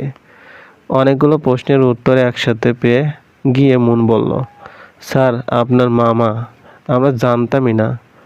উচ্ছ্বাস কপাল চুলকে বলল, জানার কথাও না। রাফা বলল, আপনিও তো ক্লাসে বলেননি। বলার প্রয়োজন পড়েনি। নেহা জিজ্ঞেস করলো, স্যার কি আপনার আপন মামা?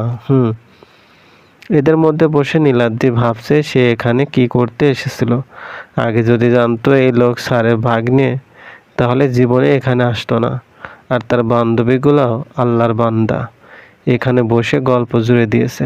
ভিতরে আসারই কি দরকার ছিল? অস্বস্তিতে নীলাদ্রির সামনে পা নাচাচ্ছে। উচ্ছ্বাস তা লক্ষ্য করে এক পলক নীলাদ্রির মুখের দিকে দেখলো। প্রথম দেখাতে এই মেয়ে তাকে চিনতে পেরেছে এটা নিশ্চিত, কিন্তু তারপরও তার সামনে এলে কেন এমন অস্বাভাবিক আচরণ করে কে জানে। তার সাথে নীলাদ্রির বোনের বিয়ে ঠিক হয়েছিল। কোনো একটা কারণে সেই বিয়ে হয়নি। এই কারণেই কি নীলাদ্রি তার সামনে সহজ হতে পারে না? সেই ঘটনার 2 বছর পেরিয়ে গেছে। বলতে গেলে উচ্ছ্বাস ওসব ভুলেই গিয়েছিল, কিন্তু নীলাদ্রি দেখা যাচ্ছে এখনো ওসব কথা মনে রেখেছে। নীলাদ্রি, চমকে উঠল নীলাদ্রি। উচ্ছ্বাসের মুখে নিজের নাম শুনে হকচকে গেল। সাথে সাথে রাতের স্বপ্নের কথা মনে পড়ে গেল। এই লোক এখন তাকে কানে ধরে দাঁড়াতে বলবে নাকি? তার ডাক শুনে নীলাদ্রির ভয় পাওয়া, ঘাবড়ে যাওয়া সবটাই লক্ষ্য করলো উচ্ছ্বাস। মনে মনে হাসলো একটু। এই মেয়ে তাকে ভয় পাচ্ছে নাকি? কিন্তু ভয় পাওয়ার মতো কোনো কাজ কি সে করেছে? তার যতদূর মনে পড়ে এমন কোনো কাজই সে করেনি।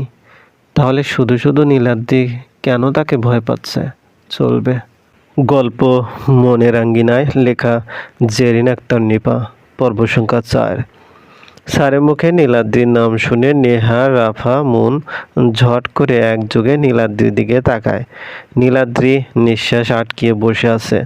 ঠোঁট কামড়ে ভয় ও চিন্তার কারণে পা নাচানোর সাথে হাতও কচলাচ্ছে। মনিকা উচ্ছ্বাসের ঠোঁটে ক্ষীণ হাসির আভাস দেখতে পেয়ে আশ্চর্য হয়ে তাকিয়ে রইল। উচ্ছ্বাস নীলাদ্রির উদ্দেশ্যে বলল, তোমাদের স্যার সুস্থ হয়ে ফিরে আসবেন, এত বেশি টেনশন করার কিছু নেই। উচ্ছ্বাসের দৃষ্টি অনুসরণ করে মন নীলাদ্রির দিকে তাকিয়ে বুঝলো স্যার কেন এই কথা বলেছে। নীলাদ্রির পায়ের উপর হাত রেখে চাপা কণ্ঠে বলল, পা নাচানো বন্ধ করো। উচ্ছ্বাসের ছাত্রীদের মনিকা নিজের গেস্ট হিসেবেই আপ্যায়ন করছে। ওরা কোনো কিছু নিতেই না করলেও মনিকা অনেক বেশি জোরাজুরি শুরু করলো। মন বলল, না না, আপনি প্লিজ কষ্ট করবেন না, আমরা বসবো না, এক্ষুনি চলে যাব। সেটা কিভাবে হয়? আমি তোমাদের শুধু মুখে যেতে দিলে তো যাবে।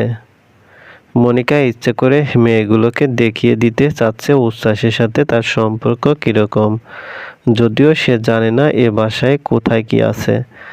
আজই তো প্রথমবার এসেছে, তাই এদের সামনে থেকে উচ্ছ্বাসকে নিজের সাথে ডেকে নিল। তুইও আয় না প্লিজ, হেল্প করে দিবি একটু। মনিকা যাওয়ার আগে ওদেরকে বলে গেল, বসো তোমরা, আমরা এক্ষুনি আসছি। মেয়েটা আর স্যার চলে যাওয়া মাত্র ওদের ফিসফিসানি শুরু হয়ে গেল। রাফার মন ভেঙে খান খান। আমি 200% শিওর এই মেয়েটা স্যারের গার্লফ্রেন্ড। মুখ বাঁকিয়ে নেহা বলল, সেজন্যই দেখলি না আমাদের সামনে থেকে কিভাবে স্যারকে ডেকে নিয়ে গেল। মেয়েটা আসলে আমাদের বোঝাতে চেয়েছে স্যারের উপর তার কত অধিকার। মনে একমত জানাতে পারল না, ভাবুক কণ্ঠে বলল, স্যারকে দেখে কিন্তু মনে হয়নি ওই মেয়ের সাথে স্যারের কিছু আছে। রাফা খেকিয়ে উঠে বলল, তুই কি কানা নাকি চোখ বন্ধ করে রেখেছিস যাতে না দেখতে হয়? সব কিছু দিনের আলোর মতো পরিষ্কার, তারপরও অস্বীকার করতে চাচ্ছিস। এদের ঝগড়া মাঝপথে থামিয়ে দিয়ে নীলাদ্রি চাপা ক্রোধ নিয়ে রাফা নেহাকে ধমকে বলল, দোষ তো তোদের, তোরা কেন ভিতরে এসে বসতে গেলি? আমি আর মন তো চলে যাব ঠিক করেছিলাম, তোদের জন্যই তো পারলাম না। নেহা মুখ বাঁকিয়ে বলল, আমাদের দুষছিস কেন? না, তোদের দুষব না, আমাদের ক্লাসে মায়াকে দুষব, কারণ ওর সাথেই তো আমি এখানে এসেছি। নীলাদ্রি রেগে এই কথা বলেছে এটা বুঝতে না পেরে রাফা বলল, মায়ের সাথে কোথায় এসেছিস? তুই তো আমাদের সাথে এসেছিস। একটু আড়ালে এসে উচ্ছ্বাস মনিকার উপর রাগ দেখাতে লাগলো, তোকে আমি চলে যেতে বলেছিলাম, তুই নিজে তো গেলি না, উল্টো ওদেরকে ভিতরে এনে বসিয়েছিস। তুই রেগে যাচ্ছিস কেন? রাখবো না আমি? তুই এখনো বুঝতে পারছিস না ওই মেয়েগুলো কালই কলেজে গিয়ে আমার সাথে তোকে জড়িয়ে কত রকমের গল্প জুড়ে দিবে। দিলে দিক, তাতে সমস্যা কি? তোর সমস্যা থাকতে না পারে, কিন্তু আমার সমস্যা আছে। তুই আমার ফ্রেন্ড, এর বাইরে কখনোই তোকে আমি অন্য কিছু ভাবিনি, আর না ভবিষ্যতে ভাববো। আমি চাই না যা আমাদের মাঝে কোনো দিনই ঘটেনি, এমনকি ভবিষ্যতেও ঘটবে না, মানুষ তা নিয়ে সন্দেহ করুক। উচ্ছ্বাসকে মনিকা পছন্দ করে, শুধু পছন্দ না, ভীষণ পছন্দ। মনিকা এটাও জানে উচ্ছ্বাস হয়তো তাকে তার মতো পছন্দ করে না, তবে আজকের আগ পর্যন্ত তার মনে একটা আশা ছিল, তার ভালোবাসা দিয়ে হয়তো একদিন উচ্ছ্বাসের মন জয় করে নিতে পারবে। কিন্তু আজ উচ্ছ্বাসের কথাগুলো শুনে মনিকার সেই আশাটুকুও শেষ হয়ে গেল। জলে টলমলে চোখে উচ্ছ্বাসের দিকে তাকিয়ে রইল। মনিকা তার হাই স্কুলের ফ্রেন্ড। মনিকাকে কখনো উচ্ছ্বাস কষ্ট দিতে চায়নি, কিন্তু মনিকা হয়তো তার নীরবতাকে সম্মতি ভেবে নিয়েছে। আমি জানি আমার মা তোর মাথায় এসব ভাবনা ঢুকিয়েছে। মাকেও আমি অনেকবার বলেছি, কিন্তু মা যে আমার কথা শুনেনি বোঝা যাচ্ছে। আমাদের ফ্রেন্ডশিপ অনেক পিওর মনি। এই সম্পর্কটাকে এভাবে নষ্ট হতে দিস না। চোখের পানি লুকিয়ে মনকে শক্ত করে মনিকা জিজ্ঞেস করলো, তুই আমাকে ফ্রেন্ড ভাবিস? এর বেশি অন্য কিছু ভাবতে পারবি না? ঠিক আছে, মেনে নিলাম। আমার জায়গায় অন্য মেয়ে থাকলে কি মেনে নিতে পারতি? আন্টি তোকে নিয়ে ভয় পায়। ওই ঘটনার পর তুই মেয়েদেরকে বিশ্বাস করিস না, এটা আন্টির ভয়। আন্টির এই ভয়টা কি সত্য? আমার সাথে অন্তত মিথ্যা বলিস না। এরকম কিছুই না। আর ওই ঘটনা তো আমি কবেই ভুলে গেছি। ওই একটা মেয়ের জন্য আমি সব মেয়েদের অবিশ্বাস কেন করব? তার মানে ভবিষ্যতে তুই বিয়ে করবি, সংসারী হবি? কেন করব না? ভালো মেয়ে পেলে অবশ্যই সংসারী হব। মার চাওয়া মতো সব কিছুই হবে, কিন্তু সেই সময়টা আগে আসতে দিতে হবে। তোর জন্য সেই সময়টা কবে আসবে বলবি একটু? এখন না, এটা শিওর। যাক, কয়েকটা বছর। আমার স্বপ্ন তো তুই জানিস। আন্টি যে মনে করে তুই কোনোদিন বিয়ে করবি না। তোর আন্টিকে তো আমি কম বোঝাইনি। এবার তুই একটু বুঝিয়ে বলিস, বিয়ে সেদিন না করে সন্ন্যাসী জীবন কাটানোর তার ছেলের কোনো ইচ্ছে নেই। নীলাদ্রি উঠে দাঁড়িয়ে পড়ল। এত অস্বস্তি নিয়ে আর বসে থাকা যাচ্ছে না। ওর সাথে মনও উঠল। নীলাদ্রি বলল, তোদের ইচ্ছে হলে তোরা বসে থাক, আমি যাচ্ছি। দাঁড়া একটু, স্যারকে অন্তত আসতে দে। না বলে চলে যাওয়া কেমন দেখায়? রাফা নীলাদ্রির দিকে তাকিয়ে বলল, তুই এত যাই যাই করছিস কেন? কারণ আমি তোর মতো বলদ না। নেহা দাঁড়িয়ে একটু এগিয়ে গিয়ে কিচেনের দিকে উকি দিয়ে বলল, অনেকক্ষণ তো হলো গিয়েছে, এখনো আসছে না কেন? স্যার কি করছে রে ভিতরে? তখনই ওদের আসার শব্দ শোনা গেল। নেহা দ্রুত সরে এসে বান্ধবীদের সাথে দাঁড়ালো। উচ্ছ্বাস এলে মন বলল, স্যার আমাদের এখন যেতে হবে, বাসা থেকে কল দিচ্ছে। উচ্ছ্বাসও কোনো রকম আপত্তি জানালো না। ওরা চলে যেতে নিলেও রাফাত দাঁড়িয়েছিল। নীলাদ্রি হ্যাঁচকা টানে ওকে নিয়ে এলো। বেচারি পড়ে যেতে যেতে সামলে নিল। ওরা যাওয়ার পরপরই মনিকাও চলে গেল। উচ্ছ্বাস মনিকাকেও আটকালো না। রুমে আসার পরই দাদির কল এসেছে। মা ও মনিকার রাগ উচ্ছ্বাস দাদির উপর দেখিয়ে বলল, দাদি এখন কথা বলতে ইচ্ছে করছে না, তোমাকে পরে কল করছি। রাস্তায় বেরিয়েও স্যারজন এখনো বিশ্বাস করতে পারছে না উচ্ছ্বাস স্যার গার্লফ্রেন্ডকে নিয়ে একা ফ্ল্যাটে ছিল। রাফা বলল, ভাবা যায় স্যার কত ফাস্ট, বিয়ের আগেই গার্লফ্রেন্ডের সাথে একা সময় কাটাচ্ছে। রাফাটার চিন্তাভাবনা সবই পচা। মন বলল, যে যেমন সে মানুষকে তেমনই ভাবে। এই কথা শুনে রাফা চেতে উঠে বলল, এই কথা দ্বারা কি বোঝাতে চাচ্ছিস তুই? তুই যেটা বুঝেছিস সেটাই বোঝাতে চেয়েছি। দুজনের মধ্যে ঝগড়া লেগে গেছে। নীলাদ্রি এক ধমকে এদের থামিয়ে দিয়ে বলল, আহ চুপ কর না। স্যার তোদের কে হয়? তোদের বাপ, ভাই, বর? তাহলে ওনাকে নিয়ে ঝগড়া করে কেন নিজেদের মধ্যে সম্পর্ক খারাপ করছিস? সত্যিই তো, স্যারকে নিয়ে তারা কেন ঝগড়া করছে? ওই মেয়ে স্যারের গার্লফ্রেন্ড হোক বা বোন হোক, এতে তাদের কি? নীলাদ্রি এত তাড়াতাড়ি ফিরে এসেছে দেখে নীলা জিজ্ঞেস করলো, স্যার এখন কি অবস্থা? চিকিৎসার জন্য ইন্ডিয়া নিয়ে যাওয়া হয়েছে। বাসায় গিয়ে পাসনি? না, নীলাদ্রি আপুকে জানায়নি ওই লোক হক স্যারের ভাগিনা। এমনিতেই আপু তাকে ওই লোকের ফোন নম্বর এনে দিতে বলেছিল। আপুটা কি পাগল? যাকে বিয়ে করেনি, এঙ্গেজমেন্ট ভেঙে দিয়েছে, এখন কেন তার সাথে যোগাযোগ করবে? লোকটাকে এতই যদি ভালো লাগতো তাহলে বিয়ে বিয়ে করে নিলেই পারতো। উচ্ছ্বাস ভেবে নিয়েছিল মেয়েগুলো হয়তো এতক্ষণে তাকে নিয়ে ব্রেকিং নিউজ বানিয়ে ফেলেছে, কিন্তু পরের দিন কলেজে এসেছে সেরকম কোনো কিছু আভাস পেল না। ক্লাসে এসেও আজ মেয়েগুলোকে শান্তশিষ্টই দেখতে পেল। উচ্ছ্বাস বই হাতে নিয়ে পড়াচ্ছে। পড়ানোর সময় সে চশমা ব্যবহার করে। রাফা গালে হাত দিয়ে আফসোস করে বলল, স্যারকে এত হ্যান্ডসাম হতে কে বলেছিল? আমি স্যারের উপর কাশ খাওয়া ছাড়তে পারছি না। চশমা পরলেও কাউকে এত সুন্দর লাগবে আমার কল্পনার বাইরে ছিল। চশমা পরার জন্য যাদেরকে এতদিন চাশমিশ ডেকে এসেছি তাদের কাছে ক্ষমা চাওয়া উচিত। নেহা ফোঁস করে দম ফেলে বলল, স্যারের গার্লফ্রেন্ড আছে ভেবে কষ্ট পাওয়ার চেয়ে আমার তো এটা ভেবে বেশি কষ্ট হচ্ছে স্যার বেশি দিন আমাদের মাঝে থাকবেন না। হক স্যার সুস্থ হয়ে এলেই উনি চলে যাবেন। এরা আফসোস করলেও নীলাদ্রি মনে মনে প্রার্থনা করে বলল, হক স্যার দ্রুত সুস্থ হয়ে ফিরে আসুক, এই লোক গেলেই বাঁচি। নীলাদ্রি যে স্যারের দিকে তাকিয়ে আছে এটা সে নিজেও বুঝতে পারেনি। বই সামনে ধরে থাকায় উচ্ছ্বাসের পুরো মুখ ঢাকা, চোখ দুটো শুধু দেখা যাচ্ছে। সে বইয়ের উপর দিয়ে চোখ তুলে সরাসরি নীলাদ্রির দিকে তাকালো। নীলাদ্রি বুঝতে পারেনি স্যার এখনই তাকাবে। দুজনের চোখাচোখি হয়ে গেলে নীলাদ্রি তাড়াহুড়ো করে চোখ সরিয়ে নিল। উচ্ছ্বাস গম্ভীর স্বরে ডাকলো, নীলাদ্রি। নীলাদ্রি আত্মা কেঁপে উঠল, মনে মনে বলল, হায় আল্লাহ, আমাকে ডাকে কেন? আমি আবার কি করেছি? অপমান টপমান করবে না তো? নীলাদ্রিকে আতঙ্কের সাথে উঠে দাঁড়াতে হলো। সেই সাথে ক্লাসের সবার নজর তার উপর এসে পড়েছে। উচ্ছ্বাস বই বন্ধ করে স্পিচ টেবিলের উপরে এক হাত রেখে হেলান দিয়ে দাঁড়িয়ে জিজ্ঞেস করলো, এই টপিকটা বুঝেছো? নীলাদ্রি কচুও বোঝেনি, মনোযোগই তো দেয়নি। তারপরও বলল, জি স্যার। মুখে তো বলেছে বুঝেছে, কিন্তু মনে মনে প্রার্থনা করছে, আল্লাহ প্লিজ এখন যেন উনি আবার এটা না বলেন। কি বুঝেছো একটু বলো তো শুনি। ঠিক আছে, বসো। বসার কথা শুনে নীলাদ্রির দেহে প্রাণ ফিরে এলো। জিজ্ঞেস করলে আজ মান সম্মান নিয়ে বাসায় ফিরতে পারতো না। চলবে। গল্প মনের আঙ্গিনায়, লেখিকা জেরিন আক্তার নিপা, পর্ব সংখ্যা 5। ছুটির দিনে দুই বোন মিলে নানান আজগুবি কাজ করে। এমন এমন সব রেসিপি আবিষ্কার করে যার নামই হয়তো আগে কেউ কখনো শোনেনি। খাওয়া তো অনেক দূর।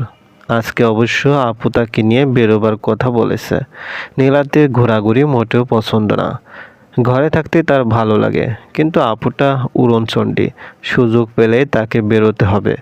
সাথে নীলাদ্রিকেও বগল দাবা করে নিয়ে যাবে। আজ কোথায় যেতে চাচ্ছে কে জানে। এখনো তৈরি হসনি? কখন বের হব? তৈরি হয়েছি তো। নীলা বোনকে মাথা থেকে পা পর্যন্ত দেখে নিয়ে বলল, এভাবে যাবি? একদম না। নতুন নতুন জামা কাপড়গুলো আলমারিতে তেলাপোকা খাচ্ছে। যা গিয়ে নতুন কোনো জামা পরে আয়।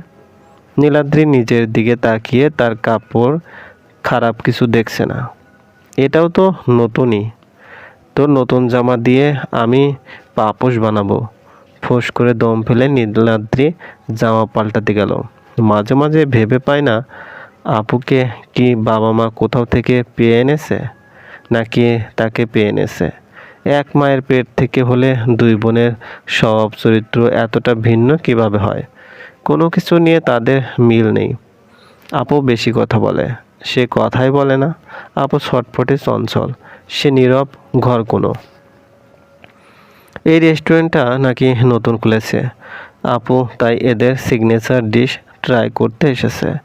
শহরে এমন কোনো রেস্টুরেন্ট নেই আপু যেটাতে গিয়ে খায়নি। নীলাদ্রিকে অর্ডার করতে বলেছিল। নীলাদ্রি জানিয়েছে, আমি বুঝি না, তুমি অর্ডার করো। এটা বলেও নীলাদ্রি পস্তাচ্ছে। চোখ বুজে সেই কোনো একটা আইটেম অর্ডার করে দিত। তার বোন আজকে অর্ডার করতে পারবে বলে মনে হচ্ছে না। তখন থেকে মেনু কার্ড দেখে যাচ্ছে। সময় কাটানোর জন্য নীলাদ্রি ফোন ঘাঁটছে।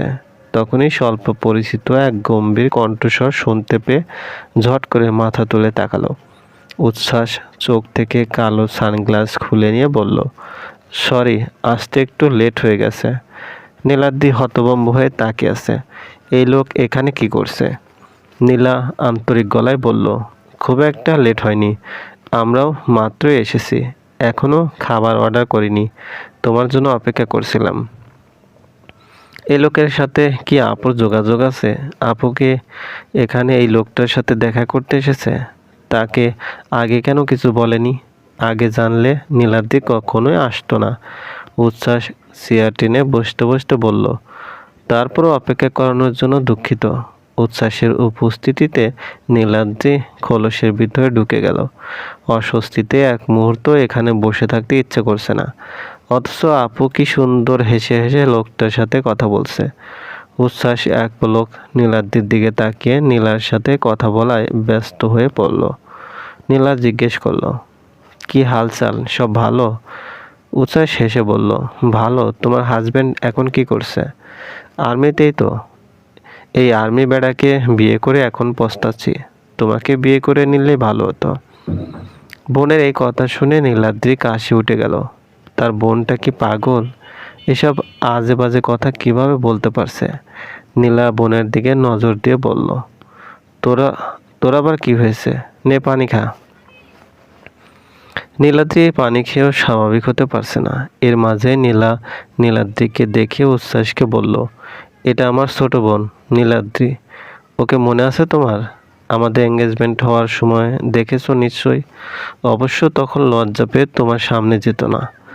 অস্বস্তিতে নীলাদ্রি পারছে না এদের সামনে থেকে ছুটে পালিয়ে যেতে। উচ্ছ্বাস নীলাদ্রিকে দেখে ছোট্ট করে বলল, নীলা হেসে বলল, এখন তো আবার তোমার ছাত্রীও। দুলাভাই হতে পারোনি তাতে কি, স্যার হয়ে গেছো। নীলাদ্রি হতাশ মুখে বসে আছে। এটা তার বোন হতে পারে না, কিছুতেই না। দুজন আরও নানান কথাবার্তা বলে যাচ্ছে। বিয়ে শাদী করেছো? উচ্ছ্বাস সামান্য হেসে জানালো, এখনো করিনি। গার্লফ্রেন্ড নিশ্চয়ই বানিয়েছো? সেটাও পারিনি। এ পর্যায়ে নীলাদ্রি চোখ তুলে একবার উচ্ছ্বাসকে দেখে মনে মনে বলল, গার্লফ্রেন্ড বানাতে না পারলেও একটা মেয়ের সাথে একা ফ্ল্যাটে ঠিকই সময় কাটাতে পারে। তুমি যে রাজশাহীতে আছো আমি জানতামই না। সেই যে তোমার সাথে যোগাযোগ বিচ্ছিন্ন হলো, তারপর আর তোমার ফোন নম্বর জোগাড় করতে পারিনি। মামার অসুস্থতায় এখানে আসতে হয়েছে। কে তোমার মামা? বোঝা গেল নীলাদ্রি বোনকে কিছুই জানায়নি। মেয়েটা তাকে এখানে দেখেও সহজ হতে পারছে না। খাবার এসেছে, নীলা খেতে খেতে গল্প করছে, কিন্তু নীলাদ্রি উচ্ছ্বাসের সামনে খেতে পারছে না। কতদিন আছো এখানে? মামা সুস্থ হওয়া পর্যন্ত আছে। নীলাদ্রি মনে মনে দীর্ঘশ্বাস ফেলল। দুজনের কথাবার্তা আলাপ আলোচনা শুনে কেউ বলবে এদের এঙ্গেজমেন্ট হয়েছিল, একজন আবার সেই এঙ্গেজমেন্ট ভেঙে দিয়ে অন্য একজনকে বিয়ে করে নিয়েছে। পুরোটা সময় ওরা নিজেরা কথা বলছে। নীলাদ্রি নীরব দর্শক হয়ে শুনেছে। যাবার সময় নীলাদ্রি পিছনে হাঁটছে। দুজন কিছুটাই এগিয়ে গেছে। নীলা বলল, তোমার কিন্তু একটা ধন্যবাদ পাওনা ছিল। সেবার তুমি সাহায্য না করলে আমাদের বিয়েটা হতো না। তুমি ছিলে বলেই ওর আর্মির জবটাও বেঁচে গেছে। নীলাদ্রি পিছন থেকে ওদের কথা শুনে কপাল কুঁচকে ভাবছে, এই লোক আপুকে কিভাবে সাহায্য করেছে। উচ্ছ্বাস চলে যাওয়ার পরই নীলাদ্রি বলল, তুমি আমাকে মিথ্যা বলে নিয়ে এসেছে, মোটেও ঠিক কাজ করনি। নীলা বোনের কথা পাত্তা না দিয়ে বলল, সত্য বললে তুই আসতি? আমার সাথে এসেছিস বলে উচ্ছ্বাস কি তোকে খেয়ে ফেলে নিয়েছে? ও তো তোর সাথে কথা বলেনি। তুই সবসময় বেশি বেশি করিস। নীলাদ্রি বোনের উপর নাখুশ হয়ে বিড়বিড় করছে, ইন্ট্রোভার্ট মানুষের কষ্ট তুমি কি বুঝবা? অচেনা একটা মানুষের সাথে কথা বলা তো দূর, সামনে যাওয়ার কথা চিন্তা করলেও হৃদযন্ত্র কাজ করা বন্ধ করে দেয়। আল্লাহ তো আর সবাইকে তোমার মতো করে বানায়নি। বিড়বিড় করে কি বলিস? ইনি তোমাকে কিভাবে সাহায্য করেছে আপু? একটু আগে তুমি কি বলছিলে আমি কিছুই বুঝতে পারিনি। আর ওনার সাথে তোমার এত স্বাভাবিক সম্পর্ক কিভাবে? যে কথাটা নীলা এতদিন কাউকেই বলেনি, আজ নীলাদ্রিকে বলল। উচ্ছ্বাসের পরিবার থেকে আমাকে দেখতে এসেছিল। ওর পরিবার আমাকে পছন্দ করেছে, অথচ উচ্ছ্বাস আমি কেউই তখন বিয়ে করার জন্য প্রস্তুত ছিলাম না। তোর দুলাভাই তখন চাকরিতে নতুন জয়েনিং দিয়েছে, কঠোর ট্রেনিংয়ের মধ্যে দিয়ে যাচ্ছে বেচারা। সে সময় ওর পক্ষে আমাকে বিয়ে করা সম্ভব ছিল না। ট্রেনিং ফেলে চলে এলে আর্মিতে জয়েন করার স্বপ্ন পূরণ হতো না। উপায় না পেয়ে আমি উচ্ছ্বাসের সাথে দেখা করি। ওকে সবটা খুলে বললে উচ্ছ্বাসী বুদ্ধি দিল, পরিবার যেহেতু এঙ্গেজমেন্ট করিয়ে রাখতে চাচ্ছে, সেহেতু তাদের কথা শোনাই ঠিক হবে। এঙ্গেজমেন্ট হয়ে থাকলে আমার উপরও পরিবার থেকে বিয়ের চাপ পড়বে না। ততদিনে আশিকও ট্রেনিং সম্পূর্ণ করে ফিরে আসবে। এটুকু শুনেই নীলাদ্রির মুখ হা হয়ে গেল। আপু তাহলে এঙ্গেজমেন্ট ভাঙেনি, বুদ্ধিটা ওই লোকেরই ছিল। ওই লোক নিজেই বিয়ে করতে চায়নি। তোর দুলাভাই ট্রেনিং শেষ করে ফিরলে উচ্ছ্বাস নিজে দাঁড়িয়ে কাজী অফিসে আমাদের বিয়ে পড়িয়েছে। মজার কথা কি জানিস, আমার পক্ষ থেকে উচ্ছ্বাস একজন সাক্ষী ছিল। নীলাদ্রির মতো তার পরিবারও এতদিন ধরে অন্ধকারে ছিল, এমনকি এখনো আছে। দুজন মিলে সবাইকে কেমন বোকা বানিয়েছে। তুমি কি আজ ওনার সাথে দেখা করতে এখানে এসেছো? উনি এখানে আসবে কিভাবে জেনেছো? তোকে তো ফোন নম্বর এনে দিতে বলেছিলাম, তুই দিসনি। ফেসবুক ঘাঁটতে ঘাঁটতে হুট করে উচ্ছ্বাসের আইডি সামনে চলে এলো। প্রোফাইলে ওর ছবি ছিল দেখেই চিনেছি। ফ্রেন্ড রিকোয়েস্ট পাঠিয়ে মেসেজ দিয়ে রেখেছিলাম। ও গতকাল সিন করে রিপ্লাই দিয়েছে আজই দেখা করতে চলে এলে। তুমিই ভালো, এত সহজে মানুষের সাথে মিশতে পারার এই গুণটা তোমার থেকে আমারও একটু পাওয়া উচিত ছিল। সেদিনই বাড়ি থেকে খবর এলো দাদাজান অসুস্থ। রাতেই দুই বোন ঢাকার উদ্দেশ্যে রওনা দিল। দাদাজানের অসুস্থতার খবর শোনার পর থেকেই নীলাদ্রি কেঁদে যাচ্ছে। নীলা কতভাবে সান্ত্বনা দেওয়ার চেষ্টা করছে, কিছুতেই নীলাদ্রির চোখের পানি থামছে না। দাদাজান তো আমারও দাদা, আমার কি খারাপ লাগছে না? আমার কি টেনশন হচ্ছে না? আমি তো কাঁদছি না, তুই কেন কাঁদছিস তাহলে?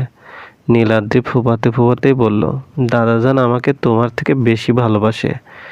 দাদাজান চাননি আমি বাড়ি থেকে দূরে থাকি। কতদিন ধরে দাদাজান আমাকে দেখে না। আমিও দাদাজানকে অনেক মিস করেছি। আজ বাড়ি যাচ্ছি অথচ দাদাজান নাকি অসুস্থ। নীলা তার এই পাগল বোনকে কিভাবে সান্ত্বনা দিবে ভেবে পেল না। মন, রাফা, নিহা কলেজে এসে দেখে নীলাদ্রি আজ আসেনি। এই মেয়ে তো কোনোদিনই কলেজ মিস দেয় না। মন নীলাদ্রিকে কল করলো, রিং হচ্ছে কিন্তু কল তুলছে না। রাফা বলল, অসুস্থ নাকি? অসুস্থ হলেও তো কল তুলবে। নেহা বলল, ক্লাসের সময় হয়ে গেছে, আগে ক্লাসে চল, ছুটির পার নয় দেখতে যাব।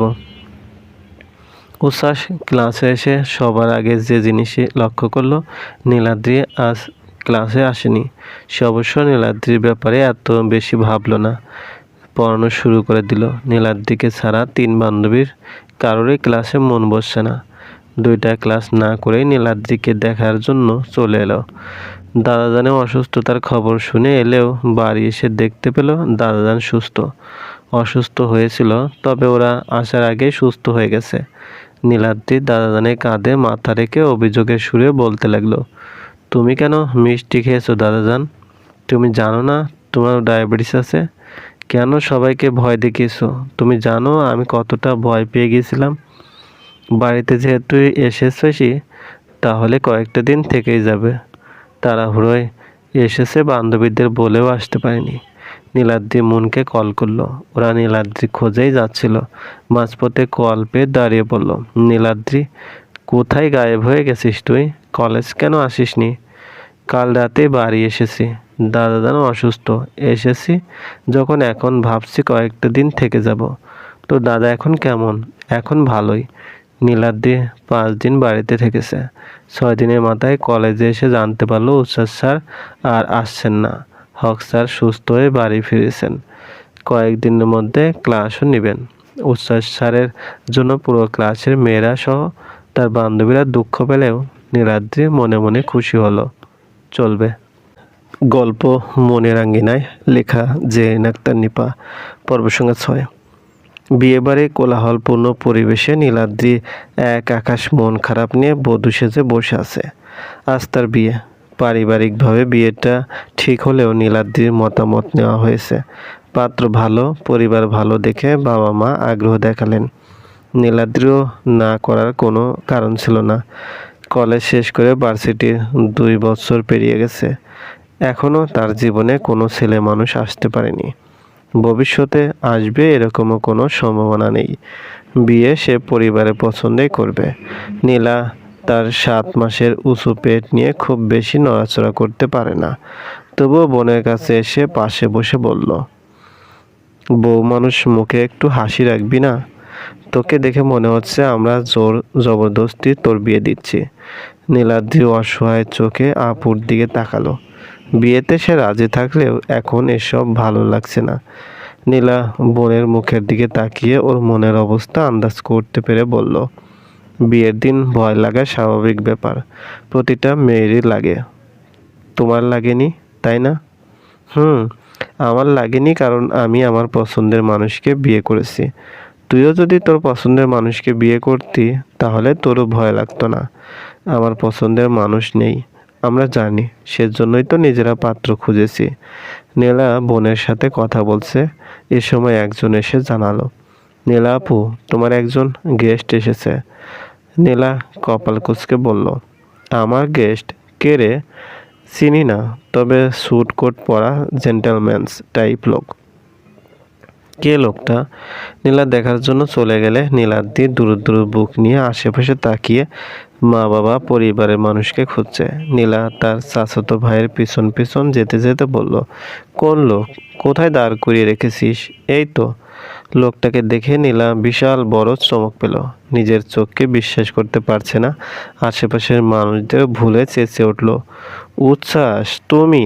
ও মাই গড, সত্যি তুমি এসেছো? নীলার কণ্ঠ শুনে উচ্ছ্বাস মৃদু হাসল। নীলা ভাবতে পারছে না উচ্ছ্বাস তার দাওয়াত রেখেছে।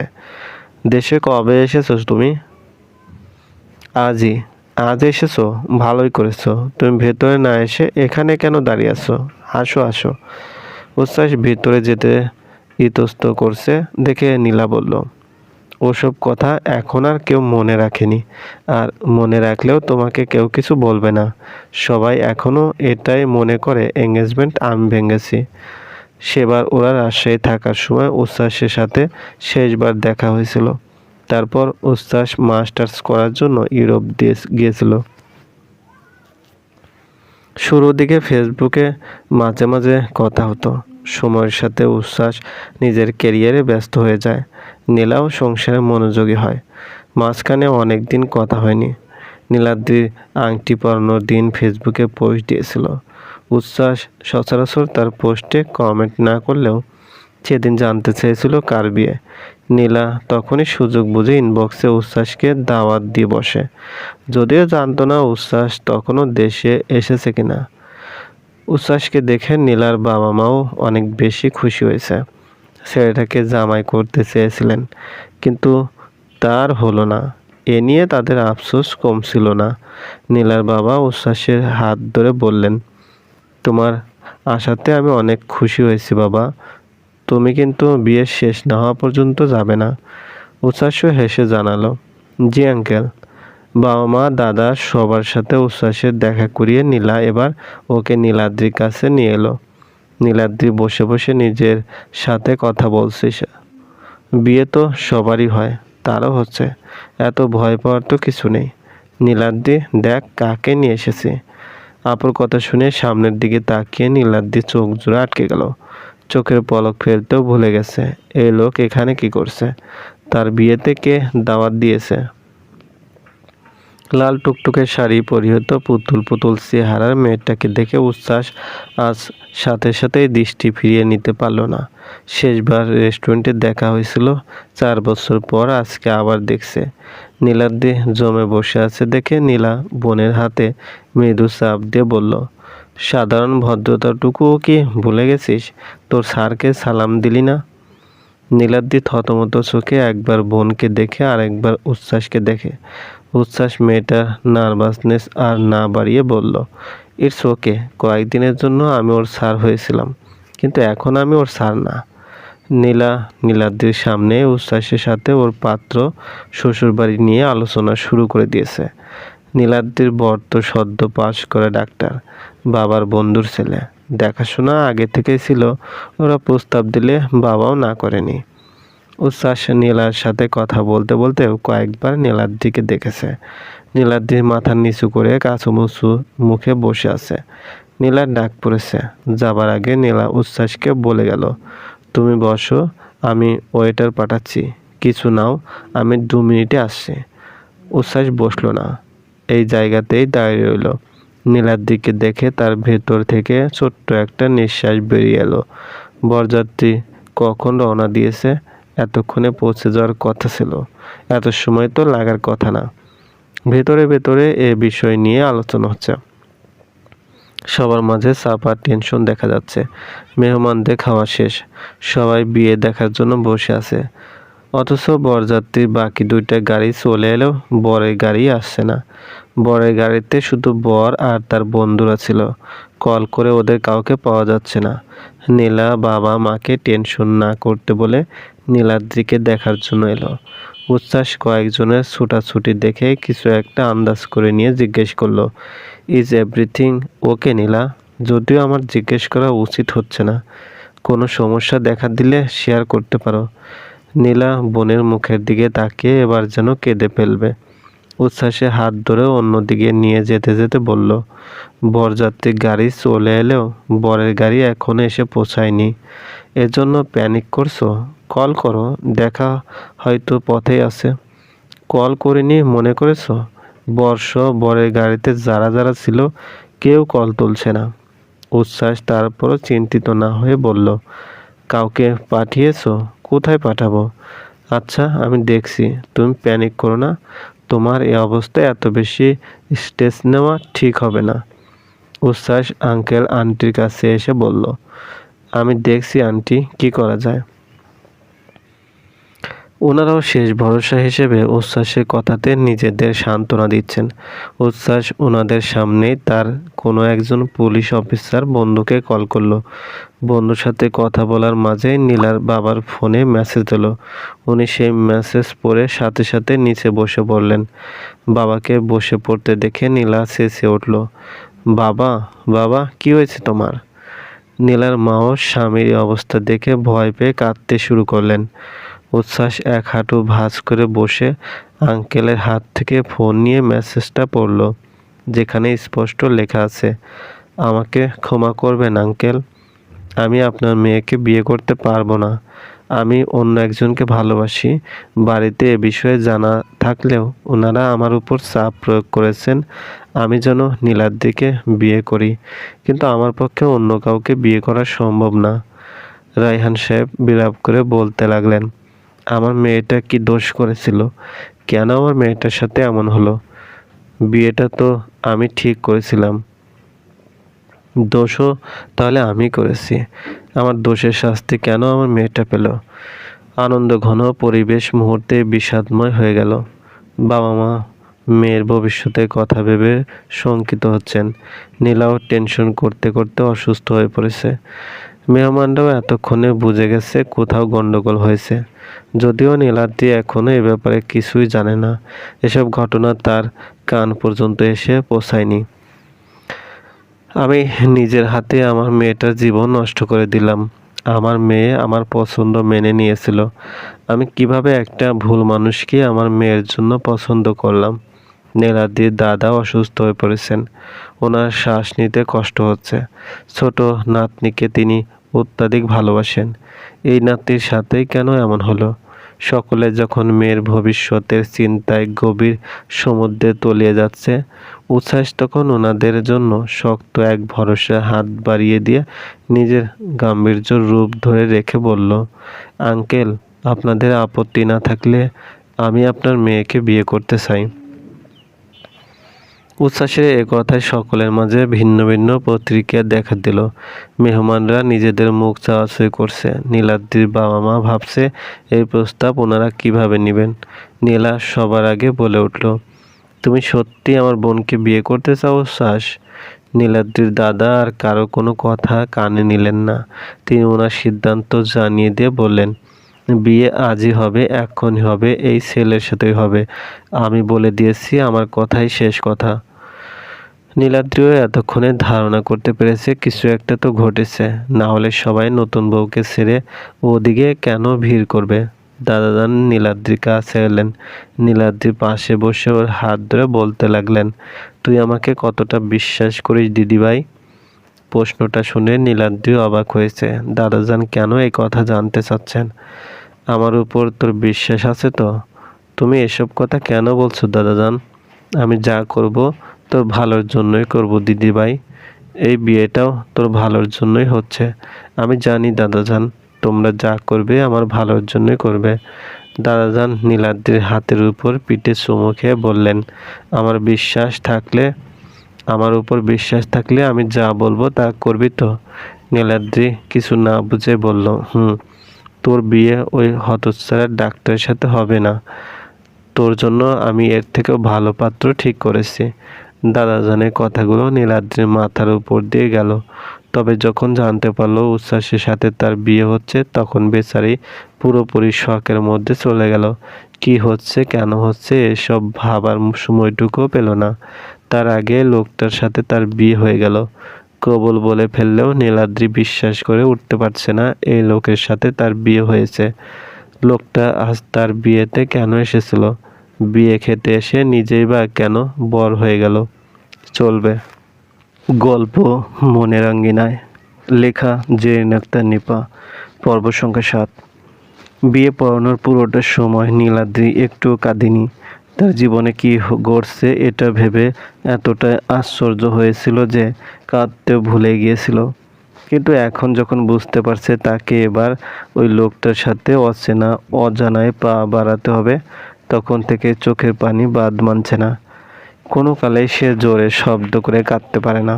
তার কান্না শুধু চোখে পানি আসা, অবশ্য ভেতরটা দুমড়ে মুচড়ে যায়, কিন্তু কাউকে বোঝাতে পারে না। নীলাদ্রি মাকে জড়িয়ে ধরে কাঁদছে। মা তার মাথায় হাত বুলিয়ে দিতে দিতে নানা কথা বলে সান্ত্বনা দিচ্ছে। নীলাও কাঁদছে। কাঁদতে কাঁদতে উচ্ছ্বাসকে বলল, আমার বোনকে তুমি কতটুকু জানো আমি জানি না।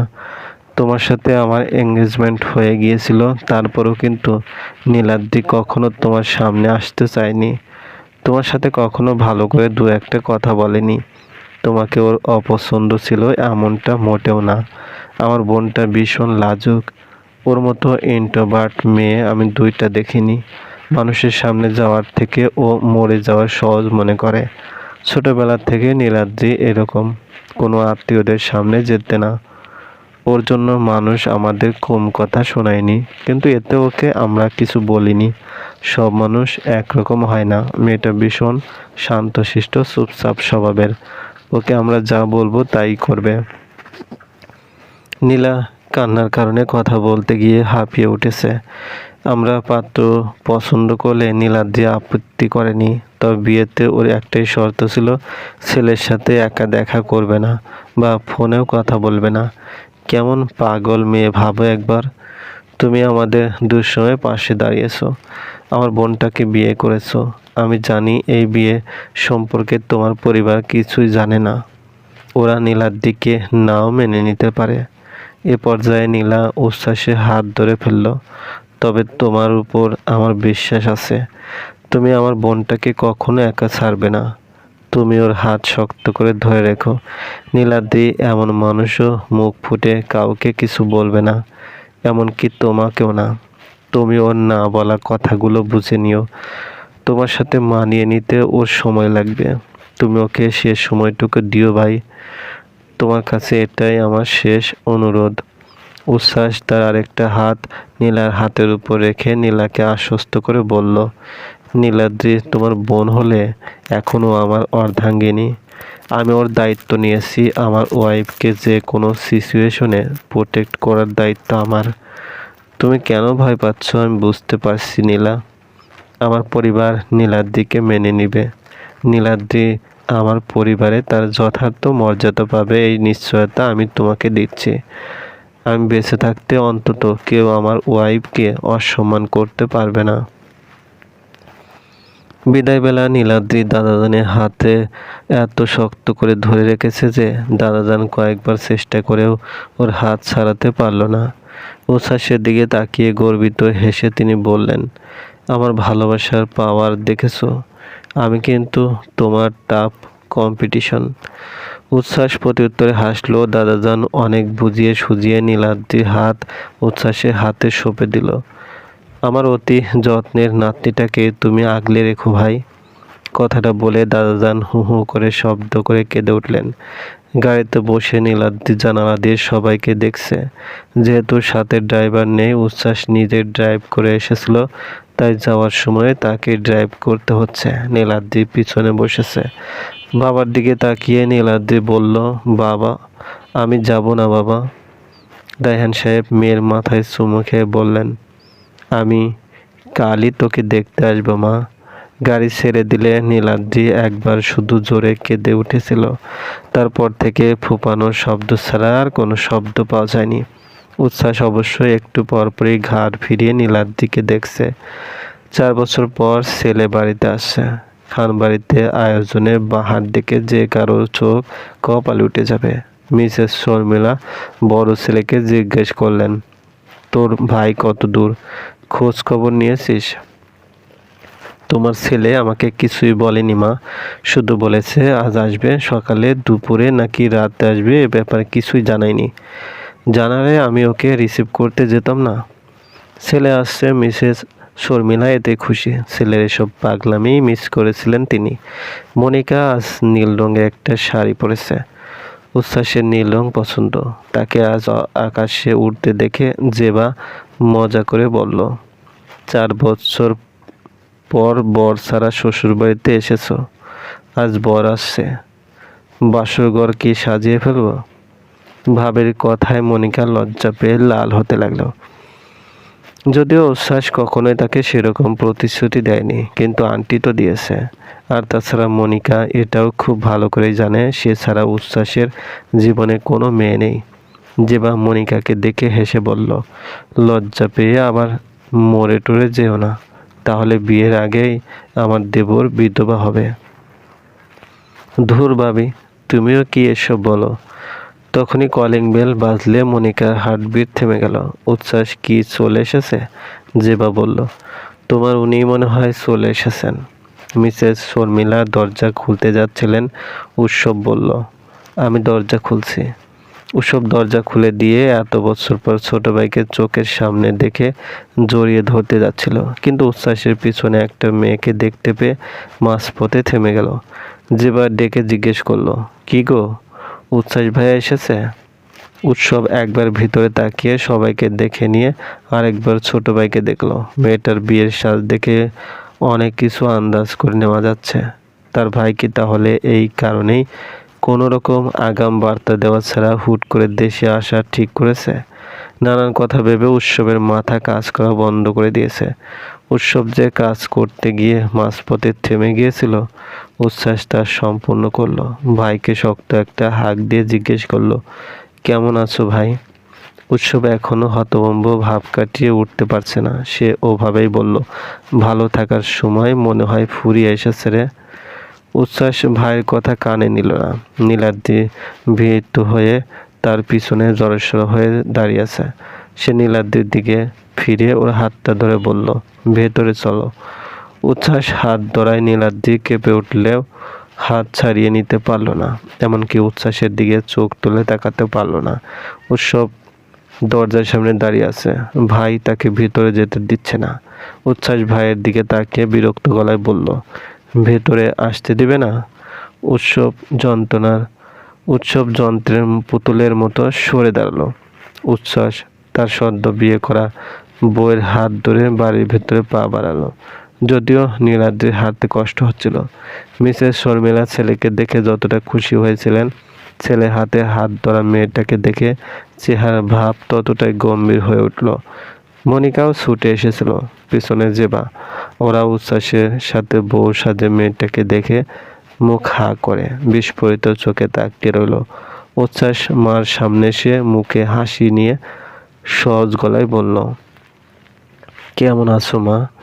মিসেস শর্মিলা ছেলের প্রশ্নের উত্তর না দিয়ে কাট কাট গলায় জিজ্ঞেস করলেন, এ মেয়েটা কে উচ্ছ্বাস? উচ্ছ্বাসও বাড়তি কথায় গেল না, যা সত্য তাই বলল, তোমার বৌমা।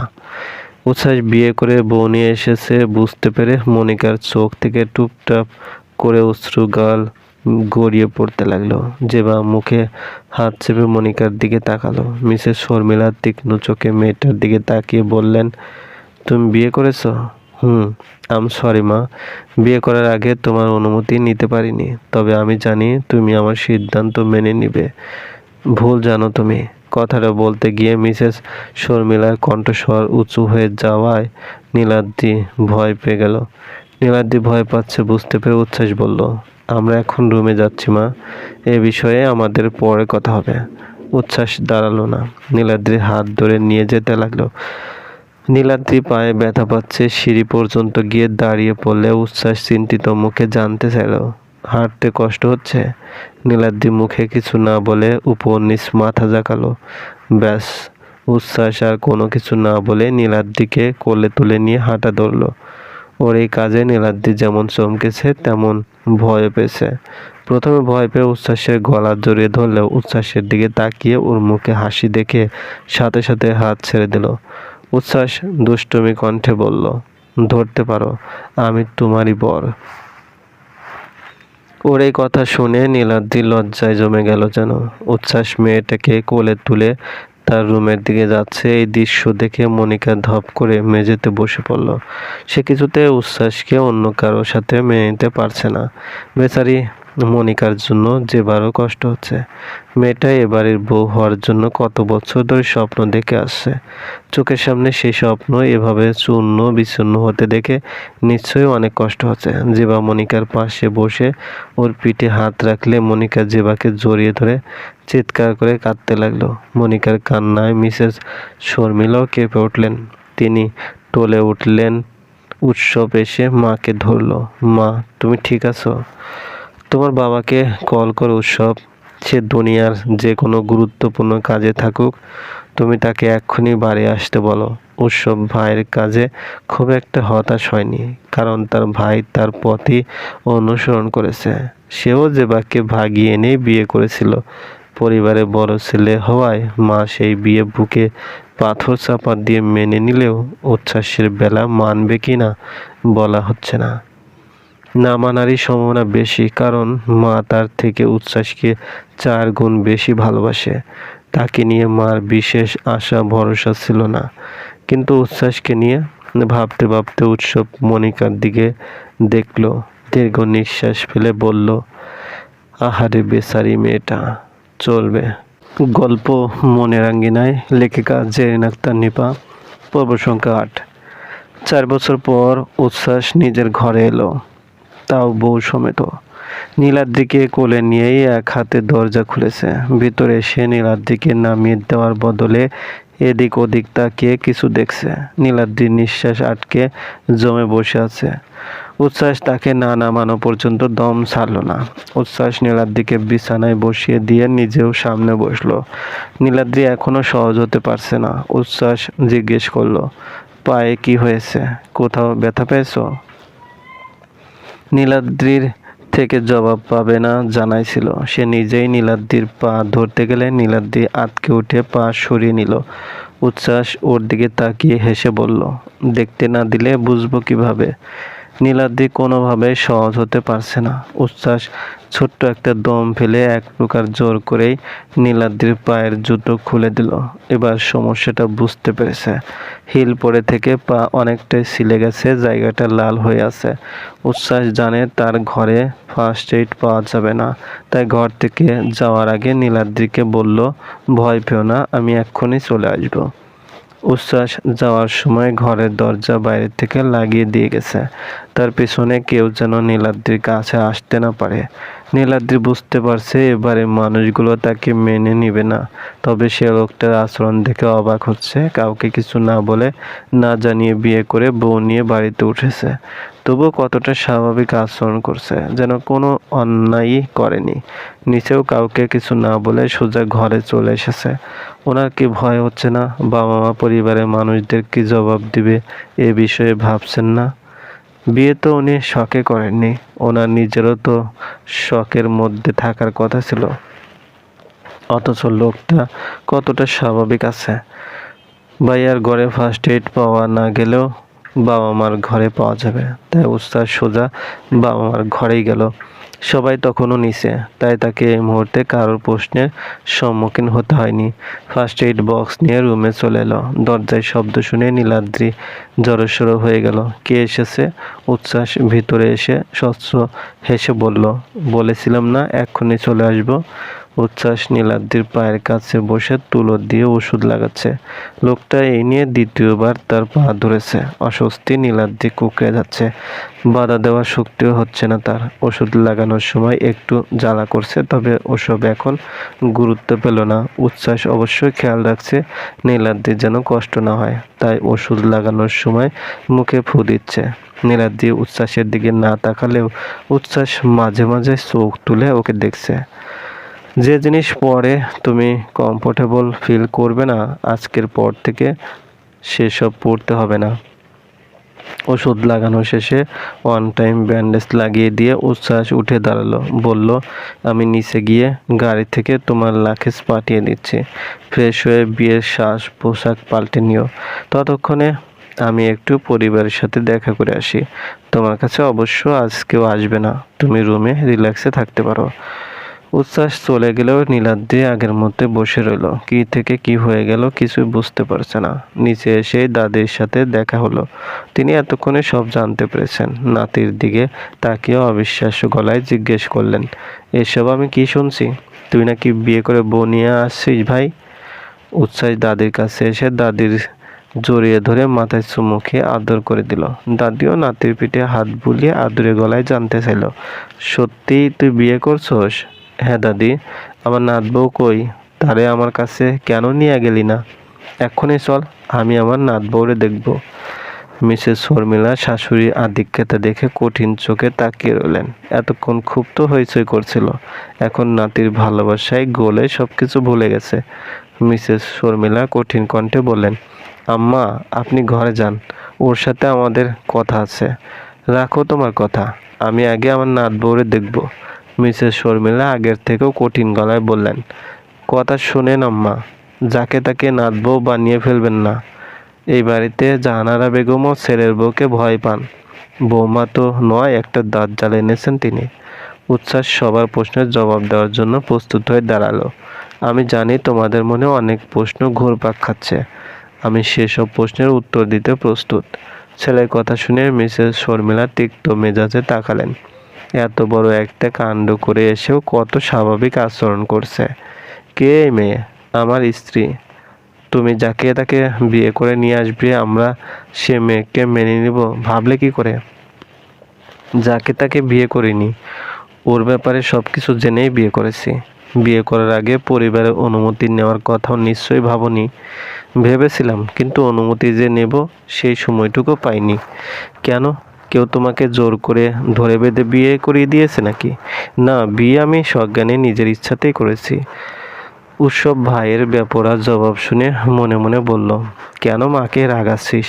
বউ নিয়ে বাড়িতে থাকতে চাস তো নাকি? জঙ্গলেই যখন থাকতে হবে তখন বাঘকে না খোঁচানোই তো বুদ্ধিমানের কাজ। মার রাগ থেকে উচ্ছ্বাসকে বাঁচাতে উৎসব এগিয়ে এলো। মিছেমিছে রাগ দেখিয়ে বলল, কয়েক বছর বাড়ি থেকে দূরে থেকে বেয়াদব হয়ে ফিরেছিস। তুই বিয়ে করতে চাস ভালো কথা, আমাদের বললে কি আমরা তোকে বিয়ে করাতাম না? তোর যাকে পছন্দ তাকে বিয়ে করাতাম। আজই দেশে এসে বিয়ে করে নেওয়ার মানে কি? মেয়ে কি পালিয়ে যাচ্ছিল? উচ্ছ্বাস বিড়বিড় করে বলল, পালিয়ে না গেলেও অন্য একজনের সাথে বিয়ে হয়ে যাচ্ছিল। কিরে কথা বল, এখন চুপ করে আছিস কেন? উচ্ছ্বাস জানে তার ভাই মার হাত থেকে তাকে বাঁচানোর জন্য অ্যাক্টিং করছে। মনে মনে হাসলেও চেহারার ভাব গম্ভীর রেখে বলল, এখন তো বিয়ে করে ফেলেছি, বউ নিয়েও বাড়ি চলে এসেছি। এখন তোমরা কি চাও বলো? উৎসব গর্জে উঠে বলল, কি চাই মানে? তুই বুঝতে পারছিস না কি চাই? মার কাছে ক্ষমা চা, মার পায়ে ধরে বল তোর ভুল হয়ে গেছে। জেবা স্বামীর অ্যাক্টিং বুঝতে না পেরে মনে মনে দেবরের জন্য সহানুভূতি দেখে বলল, আহারে বেচারা, বিয়েই তো করেছে, কোনো মানুষকে তো খুন করে আসেনি, এত কেন রাগ দেখাতে হবে? উৎসব ধমক দিয়ে বলল, এখনো দাঁড়িয়ে আছিস? উচ্ছ্বাস ছোট্ট একটা দম ফেলে বলল, কি করব? মার পায়ে ধরে ক্ষমা চাইবি। মিসেস শর্মিলা এতক্ষণ চুপ করে থাকলেও এবার বললেন, কোনো প্রয়োজন নেই, আমি কাউকে ক্ষমা করার কে? আমার দুই ছেলেই নিজেদের পছন্দে বিয়ে করেছে, একজনও বাবা মার কথা ভাবেনি। তাতে কি হয়েছে? ওরা নিজেদের জীবনে খুশি থাকলেই হবে, বাবা মার খুশির কথা ওদের ভাবতে হবে না। মিসেস শর্মিলা কারোর সাথে আর কোনো কথা না বলে ঘরে চলে গেলেন। মা যাওয়ার পর উৎসব স্বস্তির নিঃশ্বাস নিল। উচ্ছ্বাস জানে মাকে সে কষ্ট দিয়েছে, সহজে মা তাকে ক্ষমা করবে না। ভাইয়ের ঘটনার পর সেও এমন কিছু করবে মা হয়তো কল্পনাও করেনি, কিন্তু তারও তো কিছু করার ছিল না। উৎসব ভাইয়ের কাঁধে হাত রেখে সাবধানতা অবলম্বন করে নিচু গলায় বলল, অল্পের উপর দিয়ে বেঁচে গেছিস। উচ্ছ্বাস ভাইয়ের মুখের দিকে তাকিয়ে হেসে বলল, অভিনয় তো আগেই ভালো করতে, কিন্তু বিয়ের পর পাক্কা অভিনেতা হয়েছ। শাশুড়ি মা প্রস্থানের পর জেবা উৎসুক হয়ে ছুটে এলো। এটা কোনো কাজ করলে দেবরজি? একটা মাত্রই দেবর আমার, সেও দাওয়াত না দিলেই বিয়ে করে ফেলল। এই দুঃখ আমি কাকে দেখাবো? দুঃখ আপাতত তোমার বরকে দেখাবো ভাবি। আগে কিছু খাবার বেড়ে দাও, আমার বোন না খেয়ে আছে। হায়, একটু আগে বিয়ে করে এখনই বউয়ের প্রতি কত ভালোবাসা জেগে উঠেছে। তোমার ভাইকে দেখে কিছু শেখো, আনরোমান্টিক লোক। জীবনে তো শাশুমার সামনে আমার পক্ষ নিয়ে দুইটা কথা বলতে পারো না। জেবা মুখ মোচড় দিয়ে বরের সামনে থেকে চলে গেল। উৎসব চোখ পাকিয়ে ছোট ভাইকে শাসন করে বলল, ছোট হয়েও সব বিষয়ে কেন বড় ভাইকে পিছনে ফেলে দিস? জেবা খাবার বেড়ে দিয়েছে, উচ্ছ্বাস ঘরে নিয়ে যাচ্ছে। জেবা বলল, আমিও তোমার সাথে আসি। দেবরানীকে ভালো করে দেখা হয়নি। উচ্ছ্বাস দুঃখিত মুখে বলল, কাল সকালে দেখা করো ভাবি। বুঝতেই তো পারছো বউ ভয় পাচ্ছে, এমনিতে ভীষণ লাজুক। জেবা নিজের গালে হাত দিয়ে ফোঁস করে দম ফেলে বলল, হায়, এত ভালোবাসা এতদিন কোথায় লুকিয়ে রেখেছিলে দেবরজি? তোমার ভেতরে যে একটা রোমিও লুকিয়ে আছে আমি তো জানতামই না। উচ্ছ্বাস ভাবির কথার জবাব না দিয়ে হেসে ওখান থেকে চলে এলো। রুমে ঢোকার আগে গলায় শব্দ করে জানান দিল সে এসেছে। দরজা খুলে ভিতরে পা রেখে উচ্ছ্বাস দেখলো নীলাদ্রি চেঞ্জ করে নিয়েছে। ওর পরনে এক সেট সুতির থ্রি পিস, হাত মুখ ধুয়ে মেকআপ তুলে ফেলার পর স্নিগ্ধ লাগছে। উচ্ছ্বাসকে রুমে আসতে দেখে নীলাদ্রি জড়সড় হয়ে এক কোণে দাঁড়িয়ে রইল। একটু আগে একজন মহিলা তার লাকেজ দিয়ে গেছে, যদিও মহিলা ভিতরে আসেনি। লাকেজ বাইরে রেখে ডেকে বলে গেছে বিয়ের ভারী শাড়ি গহনায় দম আটকে আসছিল, তাই তাড়াহুড়ো করে চেঞ্জ করে নিয়েছে। লোকটা বলেছিল রুমে কেউ আসবে না, সত্যিই কেউ আসেনি। যাক, এটা একটু স্বস্তি, কেউ তাকে কোনো কিছু জিজ্ঞেস করবে না।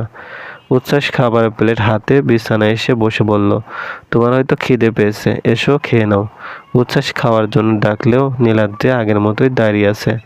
উচ্ছ্বাস পলকহীন চোখে কতক্ষণ নীলাদ্রির মুখের দিকে তাকিয়ে থেকে ছোট্ট একটা দম ফেলল। সে সামনে এলে এই মেয়ে নিঃশ্বাস নিতেও দ্বিধাবোধ করে। এতটা জড়তা কেন? নীলাদ্রি। লোকটার মুখে নিজের নাম শুনে নীলাদ্রি অনেকটাই ভরকে গেল। ঝট করে একবার তাকিয়েও চোখ নামিয়ে নিল। তুমি নিজের হাতে খাবে নাকি আমি তোমাকে খাইয়ে দিব? কোনটা চাচ্ছ তুমি? চলবে।